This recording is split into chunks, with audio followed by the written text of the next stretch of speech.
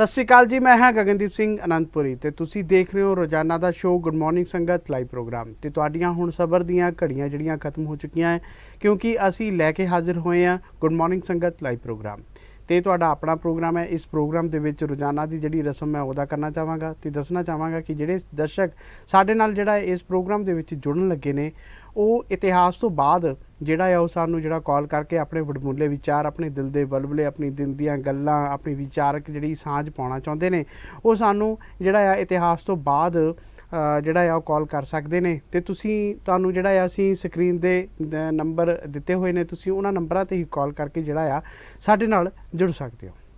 ਤੇ ਆਓ ਅਸੀਂ ਗੱਲ ਕਰੀਏ ਪ੍ਰੋਗਰਾਮ ਨੂੰ ਅੱਗੇ ਵਧਾਉਣ ਦੀ। ਅੱਗੇ ਵਧਾਉਣ ਤੋਂ ਜਿਹੜਾ ਆ ਪਹਿਲਾਂ ਮੈਂ ਕੁਝ ਗੱਲਾਂ ਤੁਹਾਡੇ ਨਾਲ ਜਿਹੜੀਆਂ ਨੇ ਉਹ ਸਾਂਝੀਆਂ ਕਰਨੀਆਂ ਚਾਹਾਂਗਾ।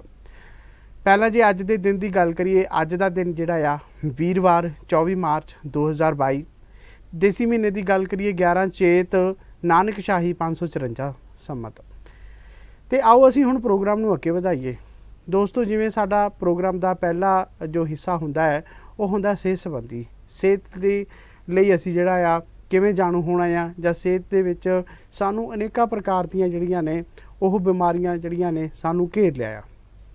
ਉਸ ਦਾ ਕਾਰਨ ਅਸੀਂ ਕੀ ਵੱਡਾ ਮੰਨਦੇ ਹਾਂ? ਕਦੀ ਅਸੀਂ ਆਪਣੀ ਜਿਹੜੀ ਆ ਸਿਹਤ ਬਾਰੇ ਚਿੰਤਿਤ ਹੋਏ ਹਾਂ? ਜੇ ਅਸੀਂ ਚਿੰਤਿਤ ਹੋਏ ਹਾਂ ਤਾਂ ਅਸੀਂ ਸਿਰਫ ਚਿੰਤਾ 'ਚ ਘਿਰੇ ਹਾਂ, ਅਸੀਂ ਉਹਨਾਂ ਦੀਆਂ ਜਿਹੜੀਆਂ ਉਹਦਾ ਹੱਲ ਹੈ ਜਿਹੜਾ ਉਹ ਅਸੀਂ ਨਹੀਂ ਲੱਭਿਆ। ਸੋ ਸਭ ਤੋਂ ਵੱਡਾ ਕਾਰਨ ਇਹ ਹੈ ਕਿ ਜਦੋਂ ਅਸੀਂ ਆਪਣੇ ਸਿਹਤ ਪ੍ਰਤੀ, ਆਪਣੇ ਕਿਸੇ ਵੀ ਕੰਮ ਪ੍ਰਤੀ ਜਿਹੜੀ ਆ ਚਿੰਤਿਤ ਹੁੰਦੇ ਹਾਂ, ਉਹ ਅਸੀਂ ਉਸ ਨੂੰ ਜਾਂ ਤਾਂ ਦਿਲ 'ਤੇ ਲਗਾ ਲੈਂਦੇ ਹਾਂ ਜਾਂ ਅਸੀਂ ਦਿਮਾਗ ਦੇ ਨਾਲ ਲਗਾ ਲੈਣਾ, ਜਿਸ ਦੇ ਨਾਲ ਹੋਰ ਵੀ ਬਿਮਾਰੀਆਂ ਸ਼ੁਰੂ ਹੁੰਦੀਆਂ ਨੇ। ਸੋ ਸਾਨੂੰ ਉਹਦਾ ਜਿਹੜਾ ਆ ਹੱਲ ਲੱਭਣਾ ਚਾਹੀਦਾ ਆ।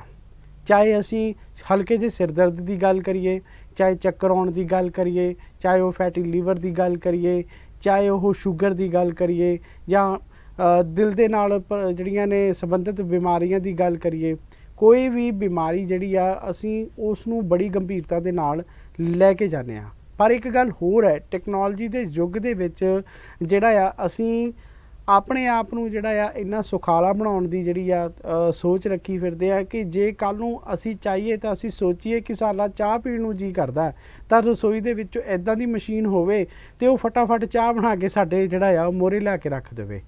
ਇੱਦਾਂ ਦੀਆਂ ਸੁਖਾਲੀਆਂ ਅਸੀਂ ਚੀਜ਼ਾਂ ਲੱਭਦੇ ਹਾਂ। ਸਾਡਾ ਕੋਈ ਔਖਾ ਕੰਮ ਹੁੰਦਾ ਹੈ ਅਸੀਂ ਮਸ਼ੀਨ ਦੇ ਨਾਲ ਕਰਦੇ ਹਾਂ। ਪਰ ਜੇ ਅਸੀਂ ਗੱਲ ਕਰੀਏ ਅੱਜ ਤੋਂ ਪਿਛਲੇ ਸਮੇਂ ਦੇ ਵਿੱਚ ਜਾਈਏ, ਅਸੀਂ ਘੱਟੋ ਘੱਟ 60 ਸਾਲ ਪਿੱਛੇ ਜਾਈਏ ਜਾਂ 70 ਸਾਲ ਪਿੱਛੇ ਜਾਈਏ ਜਾਂ ਅਸੀਂ 100 ਸਾਲ ਪਿੱਛੇ ਜਾਈਏ, ਅਸੀਂ ਉਹੀ ਮਿਹਨਤਕਸ਼ ਲੋਕ ਸੀਗੇ ਜਿਨ੍ਹਾਂ ਨੇ ਸਵੇਰੇ ਮੁਰਗੇ ਦੀ ਬਾਂਗ ਤੋਂ ਉੱਠਣਾ ਹੁੰਦਾ ਸੀਗਾ। ਉਸ ਤੋਂ ਬਾਅਦ 'ਚੋਂ ਜਿਹੜਾ ਆ ਫਰੈਸ਼ ਹੋ ਕੇ ਖੇਤਾਂ ਵੱਲ ਨੂੰ ਜਾਣਾ ਸੀ ਜਾਂ ਰੱਬ ਦਾ ਨਾਮ ਲੈਣਾ ਹੁੰਦਾ ਸੀਗਾ। ਖੇਤਾਂ ਦੇ ਵਿੱਚ ਜਿਹੜਾ ਹੱਲ ਜੋੜ ਕੇ ਸਵੇਰੇ ਅੱਜ ਦੇ ਟਾਈਮ ਮੁਤਾਬਿਕ ਜਿਵੇਂ 10-11 ਵਜੇ ਜਿਹੜੀ ਆ ਧੁੱਪ ਸਿਰ 'ਤੇ ਚੜ੍ਹ ਆਉਂਦੀ ਆ, ਉਦੋਂ ਅਸੀਂ ਆ ਕੇ ਘਰੇ ਆਰਾਮ ਕਰਕੇ ਅਤੇ ਸ਼ਾਮ ਨੂੰ ਜਿਹੜਾ ਅਸੀਂ ਫਿਰ ਜਿਹੜਾ ਆ ਜਾਨਵਰਾਂ ਵਾਸਤੇ, ਪਸ਼ੂਆਂ ਵਾਸਤੇ, ਮੱਝਾਂ ਵਾਸਤੇ ਜਿਹੜਾ ਆ ਉਹ ਉਹਨਾਂ ਦੀ ਖੁਰਾਕ ਲੈਣ ਵਾਸਤੇ, ਜਿਨ੍ਹਾਂ ਨੂੰ ਅਸੀਂ ਪੰਜਾਬੀ ਦੇ ਵਿੱਚ ਪੱਠੇ ਕਹਿੰਦੇ ਹਾਂ, ਅਸੀਂ ਪੱਠੇ ਲੈਣ ਜਿਹੜਾ ਜਾਣਾ ਹੁੰਦਾ ਸੀ। ਕੁਛ ਇਸ ਤਰ੍ਹਾਂ ਦੀਆਂ ਜਿਹੜੀਆਂ ਸਾਡੀਆਂ ਦਿਨ ਦੀ ਪ੍ਰਕਿਰਿਆ ਹੁੰਦੀ ਸੀ। ਪਰ ਅੱਜ ਅਸੀਂ ਇਹ ਸੋਚ ਰੱਖੀ ਫਿਰਦੇ ਹਾਂ ਕਿ ਜੇ ਅਸੀਂ ਕੋਈ ਵੀ ਮੈਥ ਦਾ ਸਵਾਲ ਕੱਢਣਾ ਹੋਵੇ ਜਾਂ ਅਸੀਂ ਗੁਣਾ ਘਟਾਓ ਕਰਨੇ ਹੁੰਦੇ ਤਾਂ ਅਸੀਂ ਮੋਬਾਈਲ ਵੱਲ ਭੱਜਦੇ ਹਾਂ, ਫਟਾਫਟ ਉੱਤੇ ਉਂਗਲੀਆਂ ਮਾਰਦੇ ਹਾਂ ਅਤੇ ਸਾਨੂੰ ਜਿਹੜਾ ਆ ਉਸ ਦਾ ਆਨਸਰ ਉਹ ਕੱਢ ਕੇ ਦੇ ਦਿੰਦਾ। ਸਾਡੇ ਦਿਮਾਗੀ ਕਸਰਤ ਕਿੱਥੇ ਗਈ? ਸਰੀਰ ਦੀ ਕਸਰਤ ਕਰੀਏ। ਜੇ ਚਾਹੇ ਅਸੀਂ ਪਹਿਲਾਂ ਪਸ਼ੂ ਵੀ ਨਹੀਂ ਰੱਖੇ ਸੀ, ਪਰ ਅਸੀਂ ਜਿਹੜਾ ਆ ਤੁਰ ਕੇ ਬਾਜ਼ਾਰ ਜਾਂਦੇ ਸੀ, ਪਿੰਡ ਤੋਂ ਸ਼ਹਿਰ ਤੱਕ, ਸ਼ਹਿਰੋਂ ਸਮਾਨ ਲੈ ਕੇ ਫਿਰ ਪਿੰਡ ਤੱਕ ਆਉਂਦੇ ਸੀਗੇ। ਉਸ ਜਿਹੜੀ ਸਾਡੀ ਸਰੀਰਕ ਕਸਰਤ ਹੁੰਦੀ ਸੀ। ਚਾਹੇ ਅਸੀਂ ਉਹ ਕਬੱਡੀ ਖੇਡਦੇ ਸੀ, ਚਾਹੇ ਜਿਹੜੇ ਛੋਟੇ ਬੱਚੇ ਹੁੰਦੇ ਨੇ, ਜਾਂ ਹੋਰ ਗੱਲ ਕਰ ਲਈਏ ਕੋਈ ਕ੍ਰਿਕਟ ਖੇਡਦਾ ਸੀ, ਕੋਈ ਖਿੱਦੋ ਖੁੰਡੀ ਖੇਡਦਾ ਸੀ, ਜਾਂ ਬਾਂਦਰ ਕਿੱਲਾ ਖੇਡਦੇ ਸੀ। ਇਸ ਤਰ੍ਹਾਂ ਦੀਆਂ ਜਿਹੜੀਆਂ ਪ੍ਰਕਿਰਿਆਵਾਂ ਹੁੰਦੀਆਂ ਸੀ। ਅਤੇ ਸਾਡੇ ਜਿਹੜੇ ਬਜ਼ੁਰਗ ਸਨ ਉਹ ਵੀ ਜਿਹੜੀ ਆ ਸ਼ਾਮ ਨੂੰ ਜਾਂ ਦੁਪਹਿਰ ਨੂੰ ਜਦੋਂ ਬੱਚੇ ਸਕੂਲ ਤੋਂ ਆਉਂਦੇ ਸੀ ਉਹਨਾਂ ਦੇ ਨਾਲ ਗੱਲਾਂ ਬਾਤਾਂ ਕਰਦੇ ਸੀ, ਵਿਚਾਰ ਜਿਹੜੀਆਂ ਕਰਦੇ ਸੀ, ਉਹਨਾਂ ਨੂੰ ਕਹਾਣੀਆਂ ਸੁਣਾਉਂਦੇ ਸੀ। ਇਸ ਤਰ੍ਹਾਂ ਜਿਹੜਾ ਆ ਸਾਰਾ ਟਾਈਮ ਪਾਸ ਹੁੰਦਾ ਸੀ। ਪਰ ਅੱਜ ਟੈਕਨੋਲੋਜੀ ਦੇ ਯੁੱਗ ਦੇ ਵਿੱਚ ਜਿਹੜਾ ਆ ਅਸੀਂ ਇੰਨੇ ਕੁ ਜਿਹੜਾ ਆ ਗੁਲਤਾਨ ਹੋ ਗਏ ਹਾਂ ਕਿ ਸਾਨੂੰ ਜਿਹੜੀ ਆ ਸਾਡੀ ਆਪਸੀ ਜਿਹੜੀ ਆ ਸਾਂਝ ਵੀ ਉਹ ਟੁੱਟੀ ਜਾਂਦੀ ਆ। ਉਹ ਕਿਵੇਂ? ਉਹਦਾ ਇੱਕ ਵੱਡਾ ਕਾਰਨ ਇਹ ਹੈ ਕਿ ਅਸੀਂ ਜਿਹੜੇ ਆ ਹਰ ਇੱਕ ਕੰਮ ਨੂੰ ਬਹੁਤ ਹੀ ਵੱਡੇ ਲੈਵਲ 'ਤੇ ਸੋਚਦੇ ਹਾਂ। ਸੋਚਣਾ ਚਾਹੀਦਾ ਹੈ। ਸੋਚਣਾ ਕੋਈ ਮਾੜੀ ਗੱਲ ਨਹੀਂ ਹੁੰਦੀ, ਸੋਚ ਸਾਡੀ ਵੱਡੀ ਤੇ ਉੱਚੀ ਹੋਣੀ ਚਾਹੀਦੀ ਹੈ, ਇਹਦੇ ਵਿੱਚ ਕੋਈ ਨਹੀਂ ਆ। ਪਰ ਅਸੀਂ ਕਿਹਨਾਂ ਚੀਜ਼ਾਂ ਤੋਂ ਵਾਂਝੇ ਹੋ ਗਏ ਹਾਂ, ਸਾਨੂੰ ਇਸ ਬਾਰੇ ਵੀ ਜਿਹੜਾ ਆ ਸੋਚਣਾ ਚਾਹੀਦਾ। ਸਭ ਤੋਂ ਪਹਿਲਾਂ ਜਿਸ ਨੇ ਇਹ ਜਗਤ ਨੂੰ ਪਾਇਆ, ਜਿਸ ਨੇ ਇਹ ਸ੍ਰਿਸ਼ਟੀ ਦੀ ਜਿਹੜੀ ਆ ਰਚਨਾ ਕੀਤੀ ਆ, ਸਭ ਤੋਂ ਪਹਿਲੇ ਨੰਬਰ 'ਤੇ ਅਸੀਂ ਉਸ ਪਰਮਾਤਮਾ ਨੂੰ ਭੁੱਲ ਚੁੱਕੇ ਹਾਂ। ਦੂਸਰੀ ਗੱਲ ਜੇ ਅਸੀਂ ਕਰੀਏ, ਅਸੀਂ ਆਪਣੇ ਮਾਪਿਆਂ ਨੂੰ ਭੁੱਲ ਚੁੱਕੇ ਹਾਂ, ਆਪਣੇ ਰਿਸ਼ਤਿਆਂ ਨੂੰ ਭੁੱਲ ਚੁੱਕੇ ਹਾਂ ਕਿ ਸਾਡੀ ਕੋਈ ਮਾਸੀ ਵੀ ਹੈ, ਸਾਡਾ ਕੋਈ ਚਾਚਾ ਵੀ ਹੈ, ਸਾਡਾ ਕੋਈ ਫੁੱਫੜ ਵੀ ਹੈ, ਸਾਡੇ ਕੋਈ ਹੋਰ ਵੀ ਜਿਹੜੇ ਰਿਸ਼ਤੇ ਨੇ, ਮੇਲ ਮਿਲਾਪ ਨੇ। ਬਸ ਉੱਥੇ ਜਗ੍ਹਾ 'ਤੇ ਅਸੀਂ aunty uncle, aunty uncle, aunty uncle ਦਾ ਜਿਹੜੀ ਆ ਚਰਚਾ ਲਾ ਦਿੱਤੀ। ਅਸੀਂ ਆਪਣੀ ਮਾਂ ਬੋਲੀ ਤੋਂ ਖੁੰਝ ਗਏ। ਇਹ ਵੱਡੇ ਜਿਹੜੇ ਕਾਰਨ ਨੇ। ਸਾਡੀ ਆਪਸੀ ਜਿਹੜੀ ਆ ਸਾਂਝ ਵੀ ਘਟ ਗਈ। ਜੇ ਇੱਕ ਬੰਦਾ ਸਵੇਰੇ ਆਫਿਸ 'ਚ ਜਾਂਦਾ ਆ ਜਾਂ ਉਸ ਤੋਂ ਬਾਅਦ 'ਚੋਂ ਅਸੀਂ ਇਹ ਗੱਲ ਕਰਦੇ ਹਾਂ ਕਿ ਕਹਿਣ ਤੋਂ ਭਾਵ ਵੀ ਸਾਡੀ ਆਪਣੇ ਬੱਚਿਆਂ ਦੇ ਨਾਲ ਸਾਂਝ ਟੁੱਟ ਗਈ ਆ, ਸਾਡੇ ਆਪਣੇ ਬਜ਼ੁਰਗਾਂ ਦੇ ਨਾਲ ਜਿਹੜੀ ਆ ਉਹ ਸਾਂਝ ਟੁੱਟ ਗਈ ਆ। ਇਸ ਦੇ ਵਿੱਚ ਸਾਡੀ ਜਿਹੜੀ ਆ ਸਰੀਰਕ ਪ੍ਰਕਿਰਿਆ, ਜੇ ਅਸੀਂ ਗੱਲ ਕਰੀਏ ਹੈਲਥ ਦੀ, ਅਸੀਂ ਆਪਣੀ ਸਿਹਤ ਵੱਲ ਵੀ ਜਿਹੜਾ ਆ ਉਹ ਧਿਆਨ ਨਹੀਂ ਦੇ ਸਕਦੇ। ਸੋ ਆਓ ਅੱਜ ਦੇ ਇਸ ਹੈਲਥ ਪੈਕੇਜ ਦੇ ਵਿੱਚ ਤੁਹਾਨੂੰ ਦੱਸਣਾ ਚਾਹਾਂਗੇ। ਗੱਲਾਂ ਦੇ ਵਿੱਚ ਮੈਂ ਭੁੱਲ ਹੀ ਗਿਆ ਕਿ ਅਸੀਂ ਪ੍ਰੋਗਰਾਮ ਦੀ ਸ਼ੁਰੂਆਤ ਕਰਨੀ ਸੀਗੀ ਤੇ ਇੱਕ ਹੈਲਥ ਪੈਕੇਜ ਦੇਣਾ ਸੀ, ਉਸ ਤੋਂ ਬਾਅਦ 'ਚ ਜਿਹੜੀ ਆ ਪ੍ਰੋਗਰਾਮ ਦੀ ਸ਼ੁਰੂਆਤ ਕਰਨੀ ਸੀ। ਤੇ ਆਓ ਦੇਖਦੇ ਹਾਂ ਅੱਜ ਦਾ ਜਿਹੜਾ ਆ ਉਹ ਹੈਲਥ ਪੈਕੇਜ ਕੀ ਕਹਿੰਦਾ ਆ, ਤੇ ਉਸ ਤੋਂ ਬਾਅਦ 'ਚੋਂ ਜੋ ਅੱਜ ਦਾ ਜਿਹੜਾ ਅਗਲਾ ਪ੍ਰੋਗਰਾਮ ਇਤਿਹਾਸ ਦੇ ਵਿੱਚ ਜਿਹੜਾ ਆ ਕੀ ਜਿਹੜਾ ਆ ਅਸੀਂ ਤੁਹਾਡੇ ਵਾਸਤੇ ਲੈ ਕੇ ਆਏ ਆ, ਜਾਂ ਸਾਡੇ ਵਾਸਤੇ ਜਿਹੜੇ ਮੇਰੇ ਨਾਲ ਸਾਥੀ ਇੱਥੇ ਰੂਹੀ ਗਰੋਵਰ ਜੀ ਨੇ ਉਹ ਇਤਿਹਾਸ ਦੇ ਵਿੱਚ ਕੀ ਲੈ ਕੇ ਆਏ ਨੇ। ਤੇ ਦਰਸ਼ਕੋ ਲਓ ਹੁਣ ਸੁਣੋ ਹੈਲਥ ਰਿਲੇਟਡ ਟਿਪਸ। ਅੱਜ ਅਸੀਂ ਤੁਹਾਨੂੰ ਦੱਸਾਂਗੇ ਕਿ ਚਾਹ ਦੇ ਸ਼ੌਕੀਨ ਰੱਖਣ ਵਾਲੇ ਲੋਕ ਸਿਹਤ ਦਾ ਕਿਸ ਤਰ੍ਹਾਂ ਧਿਆਨ ਰੱਖਣ, ਖੰਡ ਦੀ ਥਾਂ ਇਹ ਚੀਜ਼ਾਂ ਵਰਤਣ। ਭਾਰਤੀਆਂ ਦੇ ਦਿਨ ਦੀ ਸ਼ੁਰੂਆਤ ਜ਼ਿਆਦਾਤਰ ਚਾਹ ਦੇ ਕੱਪ ਨਾਲ ਹੀ ਹੁੰਦੀ ਹੈ, ਜਦਕਿ ਕੁਝ ਲੋਕ ਨੀਂਦ ਦੂਰ ਕਰਨ ਜਾਂ ਤਣਾਅ ਵਿੱਚ ਜ਼ਿਆਦਾ ਚਾਹ ਪੀਂਦੇ ਹਨ। ਕੁਝ ਲੋਕ ਕੰਮ ਦਾ ਬੋਝ ਵੱਧ ਹੋਣ ਕਾਰਨ ਵੀ ਚਾਹ ਪੀਣਾ ਪਸੰਦ ਕਰਦੇ ਹਨ, ਤਾਂ ਕੁਝ ਲੋਕਾਂ ਨੂੰ ਖਾਣਾ ਖਾਣ ਤੋਂ ਬਾਅਦ ਚਾਹ ਪੀਣ ਦੀ ਆਦਤ ਹੁੰਦੀ ਹੈ। ਅਜਿਹੇ ਵਿੱਚ ਚਾਹ ਵਿੱਚ ਖੰਡ ਮਿਲਾਉਣ ਨਾਲ ਸਰੀਰ ਨੂੰ ਕਾਫੀ ਨੁਕਸਾਨ ਹੁੰਦਾ ਹੈ। ਚਾਹ ਵਿੱਚ ਚੀਨੀ ਦੀ ਵਰਤੋਂ ਨਾ ਸਿਰਫ ਭਾਰ ਵਧਾਉਂਦੀ ਹੈ, ਸਗੋਂ ਕਈ ਗੰਭੀਰ ਬਿਮਾਰੀਆਂ ਨੂੰ ਵੀ ਸੱਦਾ ਦਿੰਦੀ ਹੈ। ਚੀਨੀ ਤੋਂ ਇਲਾਵਾ ਹੋਰ ਵੀ ਕਈ ਚੀਜ਼ਾਂ ਹਨ ਜਿਨ੍ਹਾਂ ਦੀ ਵਰਤੋਂ ਚਾਹ ਨੂੰ ਮਿੱਠਾ ਬਣਾਉਣ ਲਈ ਕੀਤੀ ਜਾ ਸਕਦੀ ਹੈ ਤੇ ਇਸ ਨਾਲ ਸਿਹਤ ਨੂੰ ਵੀ ਤੰਦਰੁਸਤ ਰੱਖਿਆ ਜਾ ਸਕਦਾ ਹੈ। ਚਾਹ ਵਿੱਚ ਖੰਡ ਦੀ ਥਾਂ ਮੈਪਲ ਸਿਰਪ ਦੀ ਵਰਤੋਂ ਕੀਤੀ ਜਾ ਸਕਦੀ ਹੈ। ਮੈਪਲ ਸਿਰਪ ਕਈ ਤਰ੍ਹਾਂ ਦੇ ਖਣਿਜਾਂ ਤੇ ਵਿਟਾਮਿਨਾਂ ਦੇ ਨਾਲ-ਨਾਲ ਐਂਟੀਆਕਸੀਡੈਂਟ ਗੁਣਾਂ ਨਾਲ ਭਰਪੂਰ ਹੁੰਦਾ ਹੈ। ਨਾਲ ਹੀ ਇਸ ਵਿੱਚ ਕੈਲੋਰੀ ਦੀ ਮਾਤਰਾ ਬਹੁਤ ਘੱਟ ਹੁੰਦੀ ਹੈ, ਇਸ ਲਈ ਇਸ ਨੂੰ ਚੀਨੀ ਦਾ ਵਧੀਆ ਬਦਲ ਮੰਨਿਆ ਜਾ ਸਕਦਾ ਹੈ। ਜੇ ਤੁਸੀਂ ਚਾਹੋ ਤਾਂ ਤੁਸੀਂ ਚੀਨੀ ਦੀ ਬਜਾਏ ਮੈਪਲ ਸਿਰਪ ਪਾ ਕੇ ਆਪਣੀ ਚਾਹ ਜਾਂ ਕੌਫੀ ਦਾ ਸਵਾਦ ਵਧਾ ਸਕਦੇ ਹੋ। ਹਾਲਾਂਕਿ ਸ਼ੂਗਰ ਦੇ ਮਰੀਜ਼ਾਂ ਨੂੰ ਇਸ ਦੀ ਵਰਤੋਂ ਕਰਨ ਤੋਂ ਪਹਿਲਾਂ ਆਪਣੇ ਡਾਕਟਰ ਦੀ ਸਲਾਹ ਲੈਣੀ ਚਾਹੀਦੀ ਹੈ। ਚੰਗੀ ਸਿਹਤ ਲਈ ਚਾਹ ਪੀਣ ਦੇ ਸ਼ੌਕੀਨ ਆਪਣੀ ਚਾਹ ਵਿੱਚ ਖੰਡ ਦੀ ਥਾਂ ਸ਼ਹਿਦ ਦੀ ਵਰਤੋਂ ਕਰ ਸਕਦੇ ਹਨ। ਦੱਸ ਦਈਏ ਕਿ ਸ਼ਹਿਦ ਕਈ ਪੌਸ਼ਟਿਕ ਤੱਤਾਂ ਨਾਲ ਭਰਪੂਰ ਹੁੰਦਾ ਹੈ। ਚਾਹ ਵਿੱਚ ਚੀਨੀ ਦੀ ਥਾਂ ਇਹ ਇੱਕ ਬਿਹਤਰ ਵਿਕਲਪ ਸਾਬਤ ਹੋ ਸਕਦਾ ਹੈ। ਸ਼ਹਿਦ ਵਾਲੀ ਚਾਹ ਨੂੰ ਕਦੇ ਵੀ ਦੁਬਾਰਾ ਗਰਮ ਨਹੀਂ ਕੀਤਾ ਜਾਂਦਾ, ਇਸ ਲਈ ਜਦੋਂ ਚਾਹ ਗਰਮ ਹੋ ਜਾਵੇ ਤਾਂ ਸਵਾਦ ਅਨੁਸਾਰ ਸ਼ਹਿਦ ਪਾਓ, ਨਹੀਂ ਤਾਂ ਇਹ ਸਰੀਰ ਨੂੰ ਨੁਕਸਾਨ ਪਹੁੰਚਾ ਸਕਦੀ ਹੈ। ਖੰਡ ਵਾਲੀ ਚਾਹ ਪੀਣਾ ਸਿਹਤ ਨੂੰ ਨੁਕਸਾਨ ਪਹੁੰਚਾਉਂਦੀ ਹੈ, ਪਰ ਜੇਕਰ ਖੰਡ ਦੀ ਥਾਂ ਗੁੜ ਵਾਲੀ ਚਾਹ ਲਈ ਜਾਵੇ ਤਾਂ ਇਹ ਸਵਾਦ ਤਾਂ ਵਧਾਉਂਦੀ ਹੈ, ਨਾਲ ਹੀ ਸਿਹਤ ਲਈ ਵੀ ਚੰਗੀ ਹੁੰਦੀ ਹੈ। ਗੁੜ ਸਰੀਰ ਦਾ ਤਾਪਮਾਨ ਕੰਟਰੋਲ ਵਿੱਚ ਰੱਖਦਾ ਹੈ। ਗੁੜ ਐਂਟੀ ਐਲਰਜਿਕ ਤੇ ਐਂਟੀ ਇਨਫਲੇਮੇਟਰੀ ਗੁਣਾਂ ਨਾਲ ਭਰਪੂਰ ਹੁੰਦਾ ਹੈ, ਜੋ ਸਾਹ ਦੀਆਂ ਬਿਮਾਰੀਆਂ ਨੂੰ ਦੂਰ ਰੱਖਦਾ ਹੈ। ਅਜਿਹੇ ਵਿੱਚ ਹੁਣ ਤੋਂ ਚਾਹ ਵਿੱਚ ਚੀਨੀ ਦੀ ਬਜਾਏ ਗੁੜ ਦੀ ਵਰਤੋਂ ਕਰੋ। ਨਾਰੀਅਲ ਸ਼ੂਗਰ। ਅੱਜਕੱਲ ਬਾਜ਼ਾਰ ਵਿੱਚ ਕਈ ਤਰ੍ਹਾਂ ਦੀ ਖੰਡ ਮੌਜੂਦ ਹੈ, ਜਿਸ ਵਿੱਚ ਨਾਰੀਅਲ ਸ਼ੂਗਰ ਯਾਨੀ ਨਾਰੀਅਲ ਤੋਂ ਬਣੀ ਚੀਨੀ ਵੀ ਸ਼ਾਮਲ ਹੈ। ਇਹ ਖੰਡ ਕਈ ਪੌਸ਼ਟਿਕ ਤੱਤਾਂ ਨਾਲ ਭਰਪੂਰ ਹੁੰਦੀ ਹੈ। ਅਜਿਹੀ ਸਥਿਤੀ ਵਿੱਚ ਤੁਸੀਂ ਆਪਣੀ ਸਿਹਤ ਦਾ ਧਿਆਨ ਰੱਖਦੇ ਹੋਏ ਚੀਨੀ ਦੀ ਬਜਾਏ ਨਾਰੀਅਲ ਸ਼ੂਗਰ ਨਾਲ ਆਪਣੀ ਚਾਹ ਜਾਂ ਕੌਫੀ ਦੀ ਮਿਠਾਸ ਵਧਾ ਸਕਦੇ ਹੋ।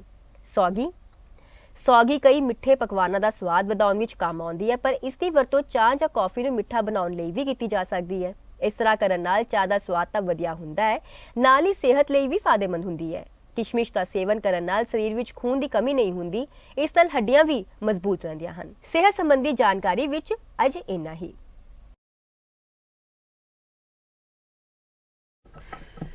ਅਸੀਂ ਇਸ ਵੀਡੀਓ ਦੇ ਵਿੱਚ ਦੇਖਿਆ ਹੈਲਥ ਪੈਕੇਜ ਦੇ ਵਿੱਚ ਕਿ ਜਿਹੜਾ ਆ ਸਾਡੇ ਰੋਜ਼ਾਨਾ ਦੇ ਜੀਵਨ ਦੇ ਵਿੱਚ ਆਉਣ ਵਾਲੇ, ਚਾਹੇ ਅਸੀਂ ਗੁੜ ਦੀ ਗੱਲ ਕਰੀਏ, ਚਾਹੇ ਅਸੀਂ ਸ਼ਹਿਦ ਦੀ ਗੱਲ ਕਰੀਏ, ਚਾਹੇ ਨਾਰੀਅਲ ਦੀ ਗੱਲ ਕਰੀਏ, ਜਾਂ ਅਸੀਂ ਐਲੋਵੀਰਾ ਦੀ ਗੱਲ ਕਰੀਏ, ਇੱਥੋਂ ਤੱਕ ਜਿਹੜਾ ਅਸੀਂ ਪਿਛਲੇ ਪ੍ਰੋਗਰਾਮਾਂ ਦੇ ਵਿੱਚ ਦੇਖਿਆ ਕਿ ਇੱਕ ਜਿਹੜਾ ਸਧਾਰਨ ਜਿਹਾ ਦਿਖਣ ਵਾਲਾ ਜਿਹੜਾ ਬੈਂਗਣ ਹੈ ਉਹ ਵੀ ਸਾਨੂੰ ਜਿਹੜਾ ਆ ਕਿਸ ਤਰ੍ਹਾਂ ਦੀ ਜਿਹੜੀ ਆ ਸਾਡੇ ਸਕਿਨ ਤੋਂ ਜਿਹੜਾ ਆ ਜਾਂ ਸਕਿਨ ਦੀ ਐਲਰਜੀ ਤੋਂ ਜਾਂ ਛੋਟੇ ਛੋਟੇ ਪਿੰਪਲਸ ਤੋਂ ਸਾਨੂੰ ਜਿਹੜਾ ਆ ਕਿਵੇਂ ਬਚਾਉਂਦਾ ਆ। ਤੇ ਗੱਲ ਇਹ ਵੀ ਅਸੀਂ ਨਾਲ ਕਰੀਏ ਕਿ ਸਿਰਫ ਜਿਹੜੇ ਇਹ ਭੋਜਨ ਸਾਡੇ ਲਈ ਬਣਾਏ ਗਏ ਨੇ ਉਹਨਾਂ ਨੂੰ ਸਿਰਫ ਸਵਾਦਲੇ ਢੰਗ ਨਾਲ ਬਣਾਉਣਾ, ਵੱਧ ਤੇਲ 'ਚ ਪਕਾਉਣਾ, ਮਿਰਚਾਂ ਤੇਜ਼ ਰੱਖ ਕੇ, ਲੂਣ ਤੇਜ਼ ਰੱਖ ਕੇ ਆਪਣੇ ਸਵਾਦ ਅਨੁਸਾਰ ਪਕਾਉਣਾ, ਸਿਰਫ ਇਹੀ ਇਹਨਾਂ ਦਾ ਜਿਹੜਾ ਆ ਮਨੋਰਥ ਨਹੀਂ ਹੈ। ਜੇ ਅਸੀਂ ਬੈਂਗਣ ਦੀ ਗੱਲ ਕਰੀਏ, ਬੈਂਗਣ ਦੇ ਵਿੱਚ ਵੀ ਆਇਰਨ ਦੀ ਮਾਤਰਾ ਜਿਹੜੀ ਆ ਜ਼ਿਆਦਾ ਹੁੰਦੀ ਆ। ਪਾਲਕ ਦੀ ਗੱਲ ਕਰੀਏ, ਉਹਦੇ ਵਿੱਚ ਵੀ ਜਿਹੜੀ ਆ ਆਇਰਨ ਦੀ ਮਾਤਰਾ ਜ਼ਿਆਦਾ ਹੁੰਦੀ ਆ।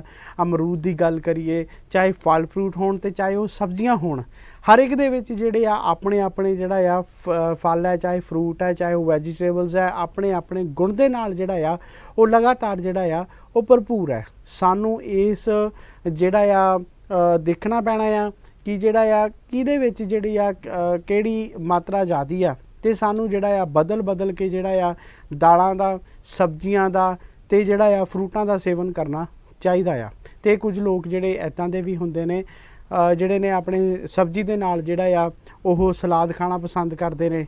ਅਤੇ ਸਲਾਦ ਖਾਣ ਦਾ ਮਤਲਬ ਇਹ ਹੁੰਦਾ ਹੈ ਕਿ ਜਿਹੜਾ ਅਸੀਂ ਭੋਜਨ ਖਾਧਾ ਆ ਤਾਂ ਉਹ ਦੂਜੇ ਨਰਮ ਭੋਜਨ ਦੇ ਨਾਲ ਜਿਹੜਾ ਆ ਮੈਸ਼ ਹੋ ਕੇ ਜਾਂ ਪੇਟ ਦੇ ਵਿੱਚ ਜਾ ਕੇ ਉਸ ਨੂੰ ਜਿਹੜਾ ਆ ਪਚਣ ਦੇ ਵਿੱਚ ਜਿਹੜਾ ਆ ਜ਼ਿਆਦਾ ਸਹਾਇਤਾ ਕਰਦਾ ਹੈ। ਅਤੇ ਆਓ ਅਸੀਂ ਹੁਣ ਗੱਲਬਾਤ ਨੂੰ ਅੱਗੇ ਵਧਾਉਂਦੇ ਹਾਂ ਅਤੇ ਪ੍ਰੋਗਰਾਮ ਨੂੰ ਵੀ ਅੱਗੇ ਵਧਾਉਂਦੇ ਨੇ।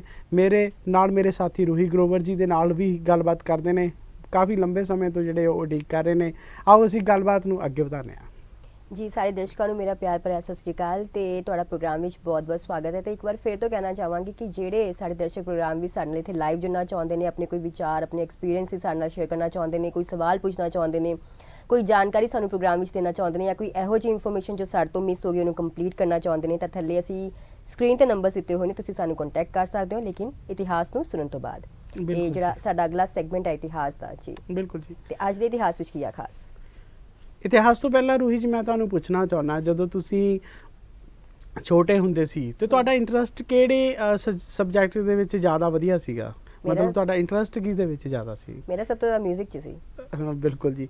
ਤੇ ਮੈਨੂੰ ਜਿਹੜਾ ਆ ਸਭ ਤੋਂ ਔਖਾ ਜਿਹੜਾ ਸਬਜੈਕਟ ਲੱਗਦਾ ਸੀ ਉਹ ਮੈਥ ਦਾ ਲੱਗਦਾ ਸੀਗਾ। ਮੈਥ ਤਾਂ ਸਾਰਿਆਂ ਨੂੰ ਔਖਾ ਲੱਗਦਾ। ਬਿਲਕੁਲ ਜੀ, ਬਿਲਕੁਲ ਸਹੀ ਗੱਲ ਹੈ ਕਿ ਮੈਥ ਦੇ ਵਿੱਚ ਅੱਜ ਕੱਲ੍ਹ ਤਾਂ ਪਹਿਲਾਂ ਤਾਂ ਸਿਰਫ ਪਲੱਸ ਮਾਈਨਸ, ਜੋੜ ਘਟਾਓ ਵਗੈਰਾ ਇਸ ਤਰ੍ਹਾਂ ਦੀ ਜਿਹੜੇ ਆ ਸਵਾਲ ਹੁੰਦੇ ਸੀ, ਪਰ ਹੁਣ ਜਿਹੜਾ ਆ ਨਵੇਂ ਗੱਲ ਦੀ ਗੱਲ ਕਰੀਏ, ਚਾਹੇ ਸਮੈਸਟਰ ਜਿਹੜੇ ਨੇ ਸੀਜ਼ਨ ਪਾ ਦਿੱਤੇ ਗਏ ਨੇ, ਪਰ ਜਿਹੜਾ ਆ ਲਗਾਤਾਰ ਜਿਹੜਾ ਆ ਔਖਾ ਹੁੰਦਾ ਜਾ ਰਿਹਾ ਆ, ਜਿਹੜੀ ਪੜ੍ਹਾਈ ਔਖੀ ਹੁੰਦੀ ਜਾ ਰਹੀ ਹੈ। ਅਤੇ ਸਾਡੇ ਜਿਹੜੇ ਟੀਚਰ ਸਾਹਿਬਾਨ ਵੀ ਉਹ ਵੀ ਜਿਹੜੇ ਆ, ਚਾਹੇ ਸਰਕਾਰੀ ਸਕੂਲਾਂ ਦੀ ਗੱਲ ਕਰੀਏ ਅਸੀਂ, ਉਹ ਵੀ ਜਿਹੜੇ ਆ ਤਨਦੇਹੀ ਦੇ ਨਾਲ ਪੜ੍ਹਾਉਂਦੇ ਨੇ, ਪਰ ਮਜਬੂਰੀ ਇਹ ਦੁਖਾਂਤ ਇਹ ਵੀ ਹੈ ਕਿ ਜਿਹੜਾ ਆ ਉਹਨਾਂ ਨੂੰ ਬਣਦਾ ਉਹਨਾਂ ਦਾ ਵੇਤਨ ਨਹੀਂ ਮਿਲਦਾ।